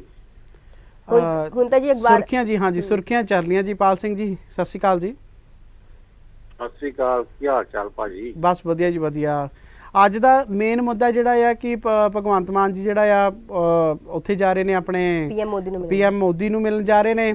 ਤੇ ਦੂਸਰੀ ਜਿਹੜੀ ਆ 328 ਸਰੂਪਾਂ ਦਾ ਜਿਹੜਾ ਆ ਮਸਲਾ ਜਿਹੜਾ ਆ ਉਹ ਇੱਕ ਵਾਰ ਫੇਰ ਛਿੜ ਗਿਆ ਆ। ਤੇ ਤੀਸਰੀ ਗੱਲ ਹੈ ਜਿਹੜੀ ਆ ਕਿ ਅਰਵਿੰਦ ਕੇਜਰੀਵਾਲ ਨੇ 24 ਘੰਟਿਆਂ ਦਾ ਜਿਹੜਾ ਆ ਸਮਾਂ ਦਿੱਤਾ ਆ ਕਿ ਜਿਹੜਾ ਆ ਬਰਗਾੜੀ ਦੇ ਕਾਂਡ ਦੇ ਵਿੱਚ ਜਿਹੜਾ ਆ ਦੋਸ਼ੀਆਂ ਨੂੰ ਜਿਹੜਾ ਅਸੀਂ ਜਿਹੜੀਆਂ ਸਜ਼ਾਵਾਂ ਦੇਵਾਂਗੇ। ਪਰ ਜਿਹੜਾ ਆ ਸਿੱਖ ਸੰਸਥਾਵਾਂ ਨੇ ਉਹਨਾਂ ਨੇ 31 ਮਾਰਚ ਤੱਕ ਦਾ ਜਿਹੜਾ ਸਮਾਂ ਦਿੱਤਾ ਆ। ਉਸ ਤੋਂ ਬਾਅਦ ਜਿਹੜਾ ਆ ਪੰਜਾਬ ਦੇ ਵਿੱਚ ਜਿਹੜਾ ਆ ਫੇਰ ਧਰਨੇ ਪ੍ਰਦਰਸ਼ਨ ਕੀਤੇ ਜਾਣਗੇ। ਕੁਛ ਇਸ ਤਰ੍ਹਾਂ ਦਾ ਜਿਹੜਾ ਮਾਹੌਲ ਇੱਥੇ ਪੰਜਾਬ ਦਾ ਜਿਹੜਾ ਆ ਉਹ ਚੱਲ ਰਿਹਾ। ਹਾਂਜੀ, ਮਾਹੌਲ ਤਾਂ ਨਹੀਂ ਲੱਗਣ ਦੇ ਨੇ, ਮਾਹੌਲ ਗਰਮੀ ਹੈ। ਬਿਲਕੁਲ ਜੀ, ਬਿਲਕੁਲ ਜੀ। ਇੱਕ ਪਾਸੇ ਜੇ ਰੁੱਤ ਦੀ ਗੱਲ ਕਰੀਏ ਜਿਹੜਾ ਆ ਰੁੱਤ ਵੀ ਉਹ ਗਰਮ ਹੁੰਦੀ ਜਾ ਰਹੀ ਹੈ। ਜਿਹੜਾ ਆ ਪੰਜਾਬ ਦੇ ਵਿੱਚ ਜਿਹੜਾ ਆ 38 ਡਿਗਰੀ ਸੈਲਸੀਅਸ ਤਾਪਮਾਨ ਹੋ ਗਿਆ ਤੇ ਸਿਆਸੀ ਜਿਹੜਾ ਆ ਉਹ ਵੀ ਤਾਪਮਾਨ ਲਗਾਤਾਰ ਜਿਹੜਾ ਆ ਉਹ ਵੱਧਦਾ ਹੀ ਜਾ ਰਿਹਾ। ਉਹ ਤਾਂ ਡਬਲ ਹੀ ਹੋਊਗਾ। ਤੇ ਇੱਕ ਗੱਲ ਹੋਰ ਹੈ, ਆਮ ਆਦਮੀ ਪਾਰਟੀ ਦਾ ਜਿਹੜਾ ਆ ਉਹਨਾਂ ਦੇ ਪਾਰਟੀ ਦੇ ਕੱਟੜ ਫੈਨਾਂ ਵੱਲੋਂ ਵੀ ਜਿਹੜਾ ਆ ਆਮ ਆਦਮੀ ਪਾਰਟੀ ਦਾ ਜਿਹੜਾ ਵਿਰੋਧ ਕੀਤਾ ਜਾ ਰਿਹਾ, ਕਿਉਂਕਿ ਰਾਜ ਸਭਾ ਦੇ ਵਿੱਚ ਜਿਹੜਾ ਆ ਪੰਜਾਬ ਦੀ ਇੱਕ ਤਰ੍ਹਾਂ ਦੀ ਜਿਹੜੀ ਆ ਨੁਮਾਇੰਦਗੀ ਖਤਮ ਕਰਨ ਦੇ ਵਿਰੋਧੀ ਵਿੱਚ ਹੀ ਜਿਹੜਾ ਆ ਇਹ ਸਾਰੇ ਜਿਹੜੇ ਕੱਟੜ ਫੈਨ ਨੇ ਉਹਨਾਂ ਨੇ ਮਤਲਬ ਇਸ ਆਮ ਆਦਮੀ ਪਾਰਟੀ ਦੀ ਜਿਹੜੀ ਆ ਨਿੰਦਾ ਕੀਤੀ ਹੈ ਜੀ। ਉਹ ਤਾਂ ਭਾਜੀ ਦਾ ਕੀ ਗੱਲ ਜੇ? ਕਿਹਨਾਂ ਦੀ ਜੀ? ਉਹ ਜਿਹੜੇ ਰਾਜਪਾਲ ਭੇਜੇ ਨੇ ਉਹ ਬੰਦੇ ਬਿਜ਼ਨਸ ਤੋੜ ਰਹੇ, ਪੈਸਾ ਬੜਾ ਉਹਨਾਂ ਕੋਲ ਪੈਸਾ ਲਿਆ ਇਹਨਾਂ ਨੇ। ਹਾਂਜੀ, ਤੇ ਮੈਂ ਪਾਲ ਸਿੰਘ ਜੀ ਇੱਕ ਗੱਲ ਦੱਸ ਦੇਵਾਂ, ਚਾਹੇ ਅਸੀਂ ਅਮਰੀਕਾ ਦੀ ਗੱਲ ਕਰੀਏ, ਚਾਹੇ ਕੈਨੇਡਾ ਦੀ ਗੱਲ ਕਰੀਏ, ਚਾਹੇ ਕਿਤੇ ਵੀ ਗੱਲ ਕਰੀਏ, ਜਦੋਂ ਵੀ ਕਿਤੇ ਵੀ ਜਿਹੜੀਆਂ ਨੇ ਚੋਣਾਂ ਹੁੰਦੀਆਂ ਨੇ ਤੇ ਉਹਦੇ ਵਿੱਚ ਜਿਹੜੇ ਨੇ ਪੈਸੇ ਵਾਲੇ ਲੋਕ, ਚਾਹੇ ਉਹ ਜਿਹੜੇ ਨੇ ਟਰਾਂਸਪੋਰਟ ਵਾਲੇ ਹੋਣ, ਚਾਹੇ ਕਿਸ ਤਰ੍ਹਾਂ ਦੇ ਵੀ ਹੋਣ, ਉਹ ਜਿਹੜਾ ਪੈਸਾ ਲਾਉਂਦੇ ਨੇ ਫਿਰ ਉਹਨਾਂ ਦੇ ਜਿਹੜੇ ਮਨਪਸੰਦ ਜਿਹੜੇ ਨੁਮਾਇੰਦੇ ਹੁੰਦੇ ਨੇ ਉਹ ਅੱਗੇ ਕੀਤੇ ਜਾਂਦੇ ਨੇ। ਉਹਨਾਂ ਦੀ ਜਿਹੜੀ ਆ ਸੇਮ ਜਿਹੜੀ ਆ ਬਿਲਕੁਲ ਜੀ ਬਿਲਕੁਲ ਸੇਮ ਉਸੇ ਤਰ੍ਹਾਂ ਜਿਹੜਾ ਆ ਆਪਣੇ ਇੰਡੀਆ ਦੇ ਵਿੱਚ ਵੀ ਜਿਹੜਾ ਆ ਉਹ ਹੁੰਦਾ ਆ। ਬਾਕੀ ਕੱਲ ਨੰਬਰ ਜਾਰੀ ਕੀਤਾ ਉਹਨਾਂ ਦਾ, ਬੰਦੇ ਕੁਐਸਚਨ ਆਪਣੇ ਨਿਕਲੇ ਤੇ ਕੋਈ ਬੰਦਾ ਨਾ ਫੜਿਆ ਨਹੀਂ, ਨਾ ਸਪੈਂਡ ਕੀਤਾ। ਬਿਲਕੁਲ ਜੀ। ਹਾਂਜੀ। ਤੇ ਇਸ ਜਿਹੜਾ ਨੰਬਰ ਬਾਰੇ ਵੀ ਮੈਂ ਤੁਹਾਨੂੰ ਜਿਹੜੀ ਆ ਉਹ ਜਾਣਕਾਰੀ ਦੇ ਦੇਵਾਂ। ਇੱਕ ਵਧੀਆ ਵਕੀਲ ਨੇ ਜਿਹੜਾ ਆ ਦੱਸਿਆ ਹੋਇਆ ਕਿ ਜਿਹੜਾ ਆ ਅਦਾਲਤ ਹੈ ਉਹ ਕਿਸੇ ਵੀ ਵੀਡੀਓ ਆਡੀਓ ਜਾਂ ਫੋਟੋ ਨੂੰ ਜਿਹੜਾ ਆ ਉਹ ਮੰਨਦੀ ਨਹੀਂ ਹੈ, ਤੇ ਇਸ ਕਰਕੇ ਵੀ ਜੇ ਉਹ ਉਸ ਨੂੰ ਸਜ਼ਾ ਹੋਊਗੀ ਜਾਂ ਕੋਈ ਵੀ ਕਰਮਚਾਰੀ ਹੋਊਗਾ 3 ਮਹੀਨੇ ਉਸ ਨੂੰ ਜਿਹੜਾ ਸਸਪੈਂਡ ਕੀਤਾ ਜਾ ਸਕਦਾ ਆ। ਤੇ ਕੱਲ ਜਲੰਧਰ ਵਿੱਚ 3 ਕੇਸਿਸ ਸਾਹਮਣੇ ਵੀ ਆਏ ਨੇ। ਬਿਲਕੁਲ ਜੀ ਬਿਲਕੁਲ। ਬਠਿੰਡੇ ਦੇ ਵਿੱਚੋਂ ਵੀ ਜਿਹੜਾ ਆ ਇੱਕ ਜਿਹੜਾ ਆ ਉਹ ਜਿਹੜਾ ਮਾਮਲਾ ਸਾਹਮਣੇ ਆਇਆ। ਤੇ ਦੂਸਰੀ ਗੱਲ ਇਹ ਵੀ ਆ ਬੜੇ ਬਿਲਕੁਲ ਜੀ, ਇਹ ਤੇ ਬੜਾ ਮੁਸ਼ਕਲ ਜੇ। ਚਲੋ ਇਹਨਾਂ ਨੂੰ ਮੌਕਾ 6 ਮਹੀਨੇ ਸਾਲ ਕਰਨ ਦੇ, ਕੋਈ ਏਡਾ ਵੀ ਰੋਲਾ ਨਹੀਂ। ਬਿਲਕੁਲ ਜੀ। ਹਾਂਜੀ ਠੀਕ ਹੈ ਜੀ। ਇੱਕਦਮ ਨਹੀਂ ਹੁੰਦਾ। ਠੀਕ ਹੈ ਜੀ। ਬਾਕੀ 75 ਸਾਲ ਉਹਨਾਂ ਵੀ ਲੁੱਟਿਆ ਹੀ, ਇਹ ਕੱਖ ਵੀ ਉਹਨਾਂ ਕਰ ਗੱਲ ਕੀਤੀ ਮੌਕਾ ਦਿਓ, ਸਾਲ 6 ਮਹੀਨੇ 2 ਸਾਲ। ਬਿਲਕੁਲ ਜੀ ਬਿਲਕੁਲ। ਹਾਂਜੀ ਬਿਲਕੁਲ ਜੀ। ਠੀਕ ਹੈ ਜੀ ਪਾਲ ਸਿੰਘ ਜੀ, ਬਹੁਤ ਬਹੁਤ ਧੰਨਵਾਦ ਜੀ ਤੁਹਾਡਾ। ਸਤਿ ਸ਼੍ਰੀ ਅਕਾਲ ਜੀ। ਤੇ ਮੈਂ ਇੱਕ ਗੱਲ ਹੋਰ ਕਹਿਣੀ ਚਾਹਾਂਗਾ ਕਿ ਜਿਸ ਤਰ੍ਹਾਂ ਇੱਕ ਸੀਐਮ ਦੇ ਚਿਹਰੇ ਐਲਾਨਣ ਨੂੰ ਜਿਹੜਾ ਆ ਪੰਜਾਬ ਤੋਂ ਇੱਕ ਜਿਹੜਾ ਆ ਨੰਬਰ ਜਾਰੀ ਕਰਕੇ ਜਿਹੜਾ ਆ ਉਹ ਪੁੱਛਿਆ ਗਿਆ ਸੀਗਾ ਕਿ ਤੁਹਾਨੂੰ ਜਿਹੜਾ ਕਿਹੜਾ ਚਿਹਰਾ ਜਿਹੜਾ ਆ ਉਹ ਪਸੰਦ ਹੈ ਵੀ ਤੁਸੀਂ ਆਪਣਾ ਸੀਐਮ ਦਾ ਚਿਹਰਾ ਐਲਾਨ ਕਰੋ, ਤੇ ਇਸ ਵਾਰ ਜਿਹੜਾ ਆਮ ਆਦਮੀ ਪਾਰਟੀ ਜੇ ਇੰਨੀ ਪੰਜਾਬ ਦੇ ਹਿੱਤ ਦੇ ਵਿੱਚ ਖੜਦੀ ਆ ਤਾਂ ਉਹਨਾਂ ਨੇ ਇੱਕ ਨੰਬਰ ਜਾਰੀ ਕਰਕੇ ਪੰਜਾਬ ਦੀ ਨੁਮਾਇੰਦਗੀ ਵਾਸਤੇ ਰਾਜ ਸਭਾ ਦੇ ਵਿੱਚ ਬੰਦੇ ਭੇਜਣ ਵਾਸਤੇ ਕਿਉਂ ਨਹੀਂ ਨੰਬਰ ਜਾਰੀ ਕੀਤਾ? ਇਹ ਵੱਡਾ ਸਵਾਲ ਹੈ। ਹੋਰ ਗੱਲ ਹੈ ਕਿ ਮੋਹਾਲੀ ਵਿੱਚ ਕੁਝ ਜੋ ਸਰਕਾਰੀ ਦਫ਼ਤਰ ਨੇ ਨਾ ਉਹਦੇ ਬਾਹਰ ਇੱਕ ਸਲਿੱਪ ਲਗਾ ਕੇ ਰੱਖੀ ਹੋਈ ਹੈ ਕਿ ਕੋਈ ਵੀ ਇਹਦੇ ਅੰਦਰ ਮੋਬਾਈਲ ਲੈ ਕੇ ਐਂਟਰ ਨਹੀਂ ਕਰ ਸਕਦਾ। ਉਦੋਂ ਕੀ ਹੋਊਗਾ? ਬਿਲਕੁਲ ਜੀ ਜੀ। ਤੇ ਗੱਲ ਅਸੀਂ ਕਰੀਏ ਜਿਹੜੇ ਆ ਸਾਡੀਆਂ ਸੁਰਖੀਆਂ ਨੂੰ ਹੁਣ ਵਿਚਾਰ ਕੇ ਅਸੀਂ ਜਿਹੜੀ ਆ ਖੋਲ ਕੇ ਜਿਹੜੀਆਂ ਖਬਰਾਂ ਦੱਸਦੇ ਸੀ। ਇੱਕ ਹਫ਼ਤੇ ਦੇ ਵਿੱਚ ਸ਼ੁਰੂ ਅਫਗਾਨਿਸਤਾਨ ਨੇ ਸਿੱਖਿਆ ਮੰਤਰਾਲੇ ਨੇ ਇੱਕ ਬਿਆਨ ਵਿੱਚ ਜਾਰੀ ਕਰਕੇ ਸਾਰੇ ਵਿਦਿਆਰਥੀਆਂ ਨੂੰ ਸਕੂਲ ਜਾਣ ਦੀ ਜਿਹੜੀ ਆ ਅਪੀਲ ਕੀਤੀ ਸੀਗੀ। ਮੰਨਿਆ ਜਾ ਰਿਹਾ ਹੈ ਕਿ ਤਾਲਿਬਾਨ ਦੀ ਲੀਡਰਸ਼ਿਪ ਨੇ ਫੈਸਲਾ ਤੇ ਪੇਂਡੂ ਅਤੇ ਕਾਬਲੀਅਤ ਦੇ ਖੇਤਰਾਂ ਵਿੱਚ ਆਪਣੇ ਸਮਰਥਕਾਂ ਤੇ ਦਬਾਅ ਵਿੱਚ ਲਿਆ ਹੈ। ਜਿੱਥੇ ਲੋਕ ਲੜਕੀਆਂ ਨੂੰ ਸਕੂਲਾਂ ਵਿੱਚ ਭੇਜਣ ਲਈ ਤਿਆਰ ਨਹੀਂ ਹਨ, ਤਾਲਿਬਾਨ ਨੇ ਆਪਣਾ ਆਧਾਰ ਗਵਾਉਣ ਦੇ ਡਰ ਤੋਂ ਇਹ ਨਾਰਾਜ਼ਗੀ ਜਿਹੜੀ ਆ ਉਹ ਲੈਣਾ ਚਾਹੁੰਦੇ ਨੇ। ਤੇ ਦੂਜੀ ਖਬਰ ਹੈ ਕਿ ਜੀ ਸਾਰੇ ਕਾਲਰ ਜੁੜਨਾ ਚਾਹੁੰਦੇ ਨੇ ਜੀ। ਸੰਗਤ ਲਾਈਵ 'ਚ ਤੁਹਾਡਾ ਸਵਾਗਤ ਹੈ। ਆਪਣਾ ਨਾਮ ਦੱਸੋ ਜੀ। ਹੈਲੋ ਜੀ, ਵਾਹਿਗੁਰੂ ਜੀ ਕਾ ਖਾਲਸਾ ਵਾਹਿਗੁਰੂ ਜੀ ਫਤਿਹ। ਮੈਂ ਬਹਾਦਰ ਸਿੰਘ ਬੋਲਦਾ ਜੀ। ਜੀ ਬਹੁਤ ਬਹੁਤ ਸਵਾਗਤ ਆਪ ਜੀ ਦਾ। ਹੈਲੋ ਹਾਂਜੀ ਜੀ। ਆਖਣਾ ਆਹ ਦੇਖਾ ਜਿਹੜਾ ਆਇਨਸਟਾਈਨ ਬਾਰੇ ਦੱਸਿਆ ਹੈ ਜੀ, ਬਹੁਤ ਵਧੀਆ ਬਈ ਇਹੋ ਜਿਹੀ ਚੀਜ਼ਾਂ ਲਿਆ ਕਰੋ। ਤੇ ਨਾਲੇ ਦੇਖੋ ਵਾਹਿਗੁਰੂ ਮੇਰਾ ਕਰਦਾ, ਦੇਖੋ ਭੋਗਲ ਬਾਰੇ ਕਿੰਨਾ ਪਤਾ ਲੱਗ ਗਿਆ ਆਪਾਂ ਨੂੰ, ਹੈ ਨਾ, ਤੇ ਹੋਰਾਂ ਨੂੰ ਇਨਸਪਾਇਰ ਕਰ ਰਹੇ ਆ ਜਿਹੜੇ ਆਪਣੇ ਬੈਠੇ ਆ, ਸਾਰੇ ਸੁਣ ਰਹੇ ਆ। ਉਹਨੇ V8 ਇੰਜਨ ਇੰਸਟਾਲ ਕਰਦਾ ਸੀ, ਅਸੀਂ ਡਿਜ਼ਾਈਨ ਕਰਦੇ ਸੀਗੇ, ਜੋ ਆਪਾਂ ਲਿੰਕ ਪੈ ਗਿਆ, ਹੈ ਨਾ ਜੀ। ਜੇ ਉਹਨਾਂ ਨੂੰ ਇੱਕ ਨਾ ਹੋਰ ਵੀ ਦੱਸਿਆ ਕਰੋ ਬਈ ਸਾਨੂੰ ਬਹੁਤ ਵਧੀਆ ਬਈ। ਮੈਂ ਕਹਿੰਦਾ ਪੂਰਾ ਨਹੀਂ ਸੁਣ ਸਕਿਆ ਆਇਨਸਟਾਈਨ, ਜਿਹੜਾ ਆਇਨਸਟਾਈਨ ਬਾਰੇ ਅਸੀਂ ਵੀ, ਕਿਉਂਕਿ ਮੈਂ ਮੈਥਮੈਟਿਕਸ ਤੇ ਸਾਇੰਸ ਦੇ ਵਿੱਚ ਕੀਤਾ ਸੀਗਾ, ਨਾਲੇ PhD ਜਿਹੜਾ ਉਹਨੇ ਸਟਾਰਟ ਕੀਤਾ ਸੀ, ਉਹ ਫਿਰ ਉਹਦੇ ਸਬਜੈਕਟਾਂ ਦੇ ਵਿੱਚ ਅਸੀਂ ਕੀਤਾ ਸੀ ਬਲੈਕ ਹੋਲ। ਬਹਾਦਰ ਸਿੰਘ ਜੀ, ਅਸੀਂ ਤਾਂ ਹਰੇਕ ਜਿਹੜਾ ਸਾਡੇ ਕਾਲਰ ਸਾਨੂੰ ਸਾਡੇ ਨਾਲ ਜਿਹੜੇ ਆ ਜੁੜਦੇ ਨੇ, ਅਸੀਂ ਉਹਨਾਂ ਨੂੰ ਵੀ ਬੇਨਤੀ ਕਰਦੇ ਹਾਂ, ਜਿਹੜੇ ਸਾਡੇ ਦਰਸ਼ਕ ਸਾਨੂੰ ਇਸ ਸਮੇਂ ਵੀ ਸੁਣਦੇ ਨੇ ਜਾਂ ਜਿਹੜੇ ਆ ਸਾਨੂੰ ਸੁਣਦੇ ਆ ਰਹੇ ਨੇ, ਅਸੀਂ ਸਾਰਿਆਂ ਨੂੰ ਕਹਿੰਦੇ ਆ ਕਿ ਜਿਹੜਾ ਆ ਵੱਧ ਤੋਂ ਵੱਧ ਜਿਹੜੇ ਕਾਲ ਕਰਕੇ ਸਾਡੇ ਨਾਲ ਚਾਹੇ ਇੱਕ ਦਿਨ ਛੱਡ ਕੇ ਜਿਹੜਾ ਆ ਸਾਡੇ ਨਾਲ ਸਾਂਝ ਪਾ ਲੈਣ। ਤੇ ਹਰ ਇੱਕ ਦੀ ਕਾਲ ਸਾਡੇ ਲਈ ਉਨੀ ਮਹੱਤਵਪੂਰਨ ਹੈ ਜਿੰਨੀ ਬਹਾਦਰ ਸਿੰਘ ਜੀ ਦੀ ਆ, ਜਿੰਨੀ ਗੁਰਦੇਵ ਸਿੰਘ ਭੋਗਲ ਜੀ ਹੁਣਾਂ ਦੀ ਆ, ਰੰਧਾਵਾ ਭੋਗਲ ਤਾਂ ਹੱਦ ਹੀ ਕਰ ਦਿੰਦਾ। ਬਿਲਕੁਲ ਜੀ ਬਿਲਕੁਲ। ਨਹੀਂ ਜੀ, ਮੇਰੀ ਗੱਲ ਸੁਣੋ। ਹਾਂਜੀ, ਮੈਂ ਵੀ ਇਹੀ ਚਾਹੁੰਦਾ ਵੀ ਹੋਰ ਕਰਿਆ ਕਰੋ, ਸਾਨੂੰ ਇੰਨਾ ਲੋੜ ਨਾ। ਅਸੀਂ ਕਹਿੰਦਾ ਆਪਾਂ ਇੱਕ ਦੂਜੇ ਨੂੰ ਸ਼ੇਅਰ ਕਰ ਰਹੇ ਹਾਂ। ਹੁਣ ਆਪਾਂ ਜਿਵੇਂ ਕਹਿੰਦਾ ਸਾਡੇ ਘਰੇ ਬੈਠੇ ਹੋ, ਇੱਕ ਨਹੀਂ ਲੱਗ ਰਹੇ, ਆਪਣੀ ਫੈਮਿਲੀ ਬਣਾ ਲਓ, ਹੈ ਨਾ, ਤੇ ਨਾਲ ਸੰਗਤ ਟੀਮ ਨੂੰ ਥੋੜਾ ਸਪੋਰਟ ਕਰੋ। ਆਪਾਂ ਹੋਰ ਵਧਾ ਦਾਂਗੇ ਪ੍ਰੋਗਰਾਮ ਜਾਂ ਹੋਰ ਕਰਾਂਗੇ ਨਵੇਂ ਤਾਜ਼ੀਆਂ ਗੱਲਾਂ। ਹਾਂਜੀ, ਇੱਕ ਕਹਿੰਦਾ ਆਇਨਸਟਾਈਨ ਨੇ ਆਖਰੀ ਜਦੋਂ ਤੁਹਾਨੂੰ ਪਤਾ ਨਹੀਂ ਤੁਸੀਂ ਕਿਹਾ, ਪਤਾ ਨਹੀਂ, ਮੈਂ ਕਹਿੰਦਾ ਆਪਦੀ ਮੀਟਿੰਗ ਕਰ ਰਹੇ ਤੇ ਉਹਨੇ ਕਹਿੰਦਾ ਜਦੋਂ ਆਖਰੀ ਸਮੇਂ ਉਹਨੇ ਕੁਝ ਕਹਿ ਰਿਹਾ ਸੀਗਾ ਉੱਥੇ ਜਦੋਂ ਮਰਨ ਲੱਗਿਆ ਸੀਗਾ ਨਾ ਖੇਰ ਹੋਮ ਦੇ ਵਿੱਚ, ਉੱਥੇ ਲੇਡੀ ਉਹ ਅੰਗਰੇਜ਼ੀ ਜਾਣਦਾ ਸੀ, ਮਨੋਜ ਜਿਹੜੀ ਲੁੱਕ ਆਫਟਰ ਕਰਦੀ ਸੀ ਉਹ ਹੋਰ ਬੋਲੀ ਜਾਣਦੀ ਸੀ, ਉਹਨੂੰ ਕੋਈ ਕਹਿ ਰਿਹਾ ਸੀਗਾ, ਹੈਗਾ ਨਾ, ਉਹਨੂੰ ਕੋਈ ਸਮਝ ਨਹੀਂ ਆਈ ਤੇ ਉਹਨੇ ਆਖਰੀ ਕਿਹਾ ਸਾਇੰਸ ਤੇ ਰਿਲੀਜਨ ਤੇ ਸਾਇੰਸ ਬਾਰੇ ਵੀ ਉਹਨੇ ਕਿਹਾ ਸੀ।